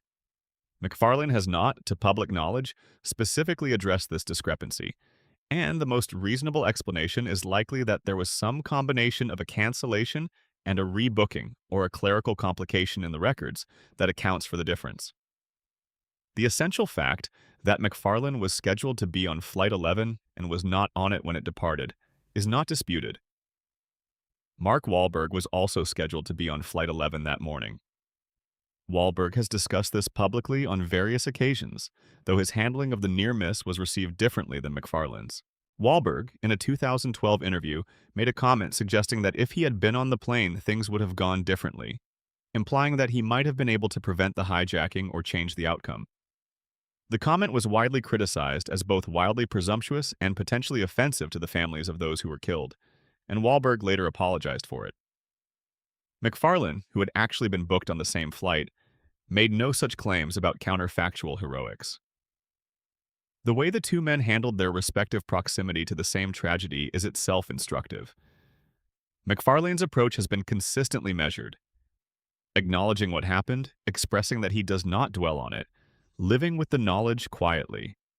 Whether this reflects genuine equanimity or simply a careful management of public image is something only MacFarlane knows. But the fact that he spent the weeks immediately following September 11th in something like shock, as he has described, and then moved forward, continued making the show, continued building the career, continued doing the work, suggests a person who had found a way to keep the knowledge in proportion to daily life. The show itself reflected the proximity in several ways. The Osama bin Laden airport joke that was removed from early reruns. The Season 10 episode Back to the Pilot, in which Brian and Stewie travel back to the first episode of the show, and Brian briefly considers preventing the September 11th attacks, only for the consequences of the prevented attacks to be so catastrophic in their own way that they decide to let history take its course. This episode, which deals directly and explicitly with the most traumatic single event in American life in the past quarter century, would have been a strange and impossible thing for MacFarlane to make if his relationship to September 11th were simply that of an American who watched it happen on television. He was not simply that. He was a man who had come within 10 minutes of being on one of the planes. The episode handles this with an awareness that the writers knew they were in unusual territory. The comedy in Back to the Pilot is not primarily about September 11th as a tragedy. The episode uses time travel as a frame for a story about causality and the unexpected consequences of changing the past. But the choice to use this specific event, made by this specific creator, carries a weight that the writers could not have been unaware of. And somewhere underneath all of that, beneath the episodes and the controversy and the theories and the ratings and the feuds and the 25 years of content, there is still that morning in 2001. Still that airport lounge. Still that 40 minutes of sleep that should not have happened. That happened anyway. That changed the shape of everything that followed. That is the bottom of the iceberg. Not a scandal, not a secret, not a theory. Just a fact about how close to the edge everything always is. About how the thing you almost lost is the thing you never stop carrying. About how a show is built on much more than comedy and animation and a talented creator working in his kitchen. It is built on contingency, on timing, on the accumulation of accidents and choices and moments that barely tip one way rather than the other. Sleep well. We will go deeper next time. There is no clean ending to a show that is still running. Family Guy is still being made. New episodes are still being produced. Somewhere in a recording booth in Los Angeles, Seth MacFarlane is still doing the voices of Peter and Brian and Stewie and Quagmire. Writers are still pitching jokes in a room. Animators are still drawing the Griffin family's house. The show will hit its 30th anniversary in 2029 if the current renewal holds. 30 years. That is a number that seems almost impossible to process. 30 years of the same characters in the same house in the same town in Rhode Island, slightly changed, and then changed more, and then occasionally looking like themselves again for an episode or two before drifting away from that original image once more. The legacy of Family Guy, when you try to assess it with some objectivity, is genuinely complicated. The show changed adult animated comedy in America. It demonstrated that there was an enormous audience for animation that was not aimed at children, that was not gentled and softened for broad family consumption, that was willing to go dark and strange and offensive in service of comedy. It opened doors. American Dad walked through those doors and made something extraordinary. Other shows walked through them too. The show's cultural impact spread in ways that are difficult to fully map. The cutaway gag format, for all the criticism it eventually attracted, became a template that influenced how people think about comedy in the internet era. The clippability of any individual Family Guy cutaway predicted, in a structural way, the format of much online humor in the following decades. The idea that a comedy can exist as a series of disconnected funny moments rather than as a sustained narrative became, in the internet age, not a limitation, but a feature. TikTok videos, YouTube clips, the general fragmentation of media consumption. Family Guy's structure was prophetic even if it was not prescient. The show's relationship with music is another underexplored dimension of its legacy. Seth MacFarlane's genuine love for the mid-century American songbook tradition, the big band era, the Rat Pack, the show tune sensibility, found its way into Family Guy consistently and sometimes beautifully. The Emmy-winning episode Brian Wallows and Peter Swallows from Season 3 centered on a romance that played out largely through music and won a Primetime Emmy for Outstanding Original Music and Lyrics. The show produced numerous original musical numbers away over its run, some of them genuinely lovely, some of them deliberately terrible, all of them reflecting a musical sensibility that was unusual for an animated comedy in the late 1990s and early 2000s. MacFarlane's own recording career, the Grammy-nominated albums of jazz and big band standards he has released since 2011, exists in a direct lineage from the musical identity of Family Guy. He used the show as a vehicle for his musical interests long before he had the standing to release solo albums. Songs that appeared in Family Guy found their way into his live performances. The comedic musical sensibility of the show and the sincere musical ambitions of his recording work are, at some level, the same thing expressed in different registers. The show's legacy in terms of representation is genuinely mixed. On one hand, Family Guy gave significant screen time to gay characters and LGBTQ storylines, at a time when network television was still handling those subjects with great care and frequent inadequacy. On the other hand, the specific ways it handled those representations were often criticized for prioritizing the joke over the humanity, for using gay characters primarily for comedic effect rather than as fully developed people. The show both normalized certain representations and simultaneously kept them at a comedic arm's length in ways that prevented them from being fully humanizing. The Cleveland show, the Family Guy spin-off centered on Cleveland Brown, deserves more credit than it typically receives for attempting to build a predominantly black cast in a landscape that had very few animated shows with black leads. It was not always successful. The show never quite found the distinctive voice that American Dad found, and its humor often felt like a lesser version of Family Guy's approach, applied to a different setting. But the attempt was real, and the show's failure to fully thrive says more about the difficulty of the task than about any lack of genuine intention. The direct-to-video film, Stewie Griffin: The Untold Story, released in 2005, is an artifact of a specific moment in the show's history. The optimism of the revival period, the sense that the audience was ravenous for more Family Guy content in any format. The film, which consists of 3 loosely connected extended episodes that were initially produced for the 4th season but held back, gave Stewie a storyline about discovering his potential future self and finding that the adult version of him is ordinary, not extraordinary. It is a surprisingly affecting premise, the genius baby discovering that who you are as an adult may have nothing to do with who you are as a child. The execution is uneven, but the concept is interesting enough to reward watching even now. Section 17. Addendum. Things the iceberg still hides. A 30,000-word deep dive will never reach the actual bottom. The iceberg is deeper than any single journey. Here are the things we did not have time to fully explore tonight, the threads that remain waiting. The full history of the show's scoring. Ron Jones composed music for the show in its early seasons, and his work had a specific quality that fans have noted and appreciated since Jones was replaced by Walter Murphy as the primary composer. Jones's approach to underscoring the show's more emotional moments was different from what came after, and his departure is one of those subtle shifts that contributes to the different feel of the early and later seasons. The show's lawsuits in full detail, Both the Carol Burnett case and the When You Wish Upon a Star case went to court and generated substantial legal documents and arguments about the nature of parody, the limits of copyright, and how courts should think about animated satirical content.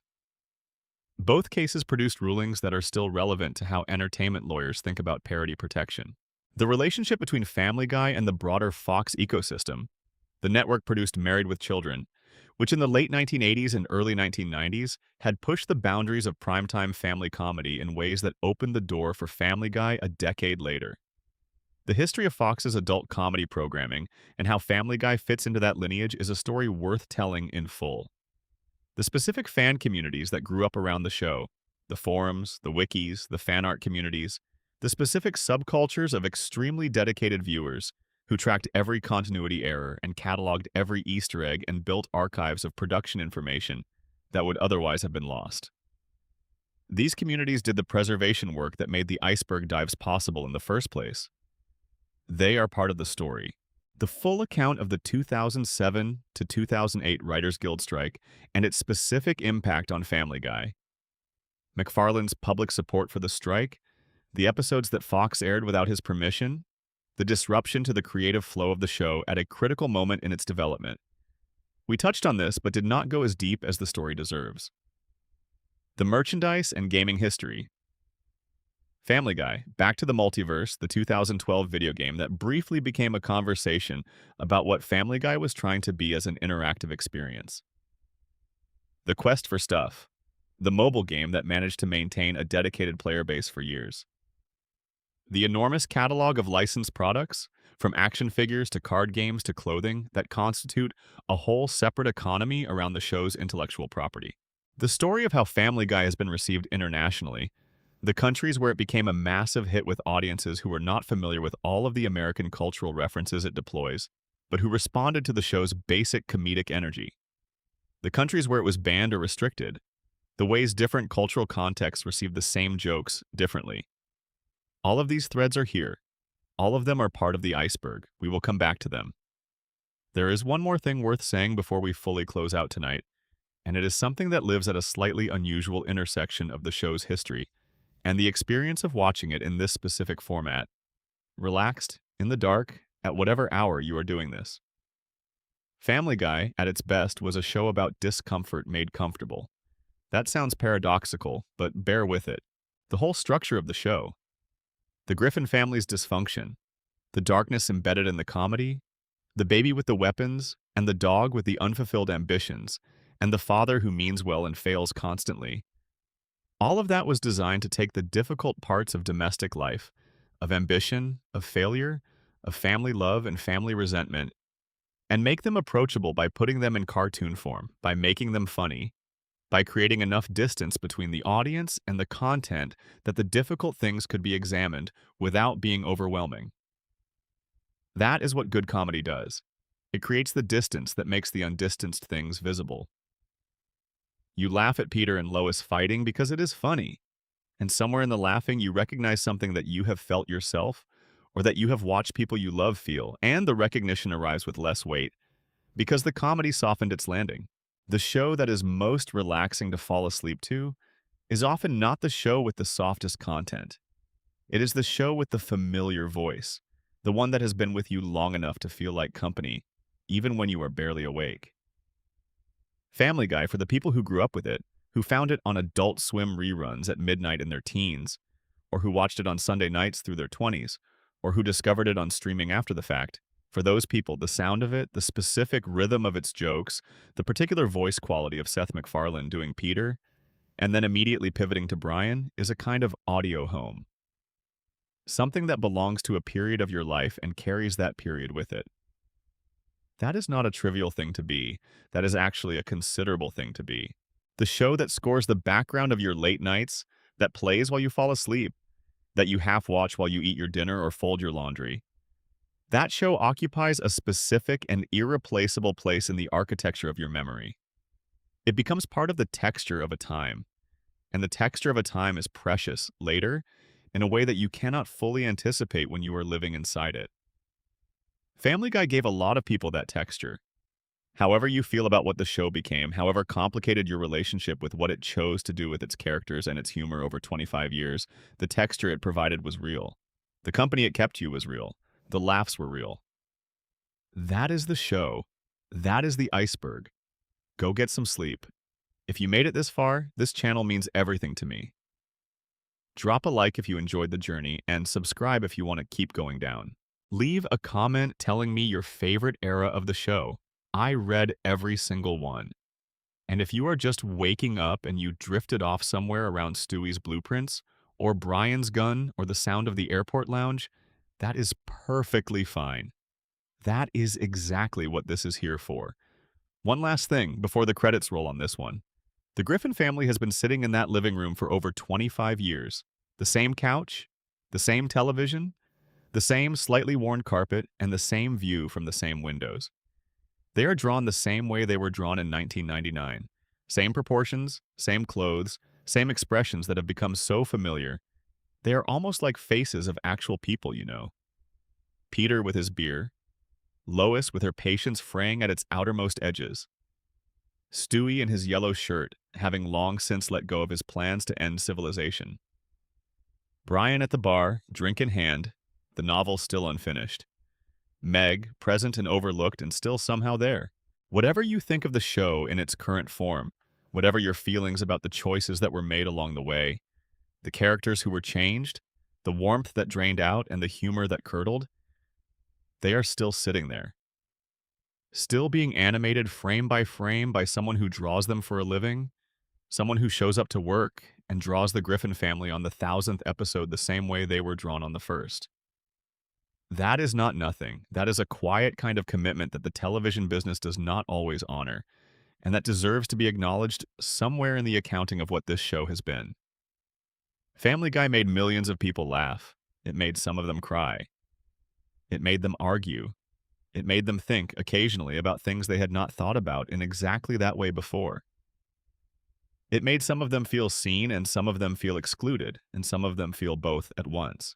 It ran for over 25 years, through cancellations and revivals and strikes and controversies, and a creator who nearly died on a Tuesday morning in September 2001, and did not. All of that happened. All of it is the iceberg. See you next time.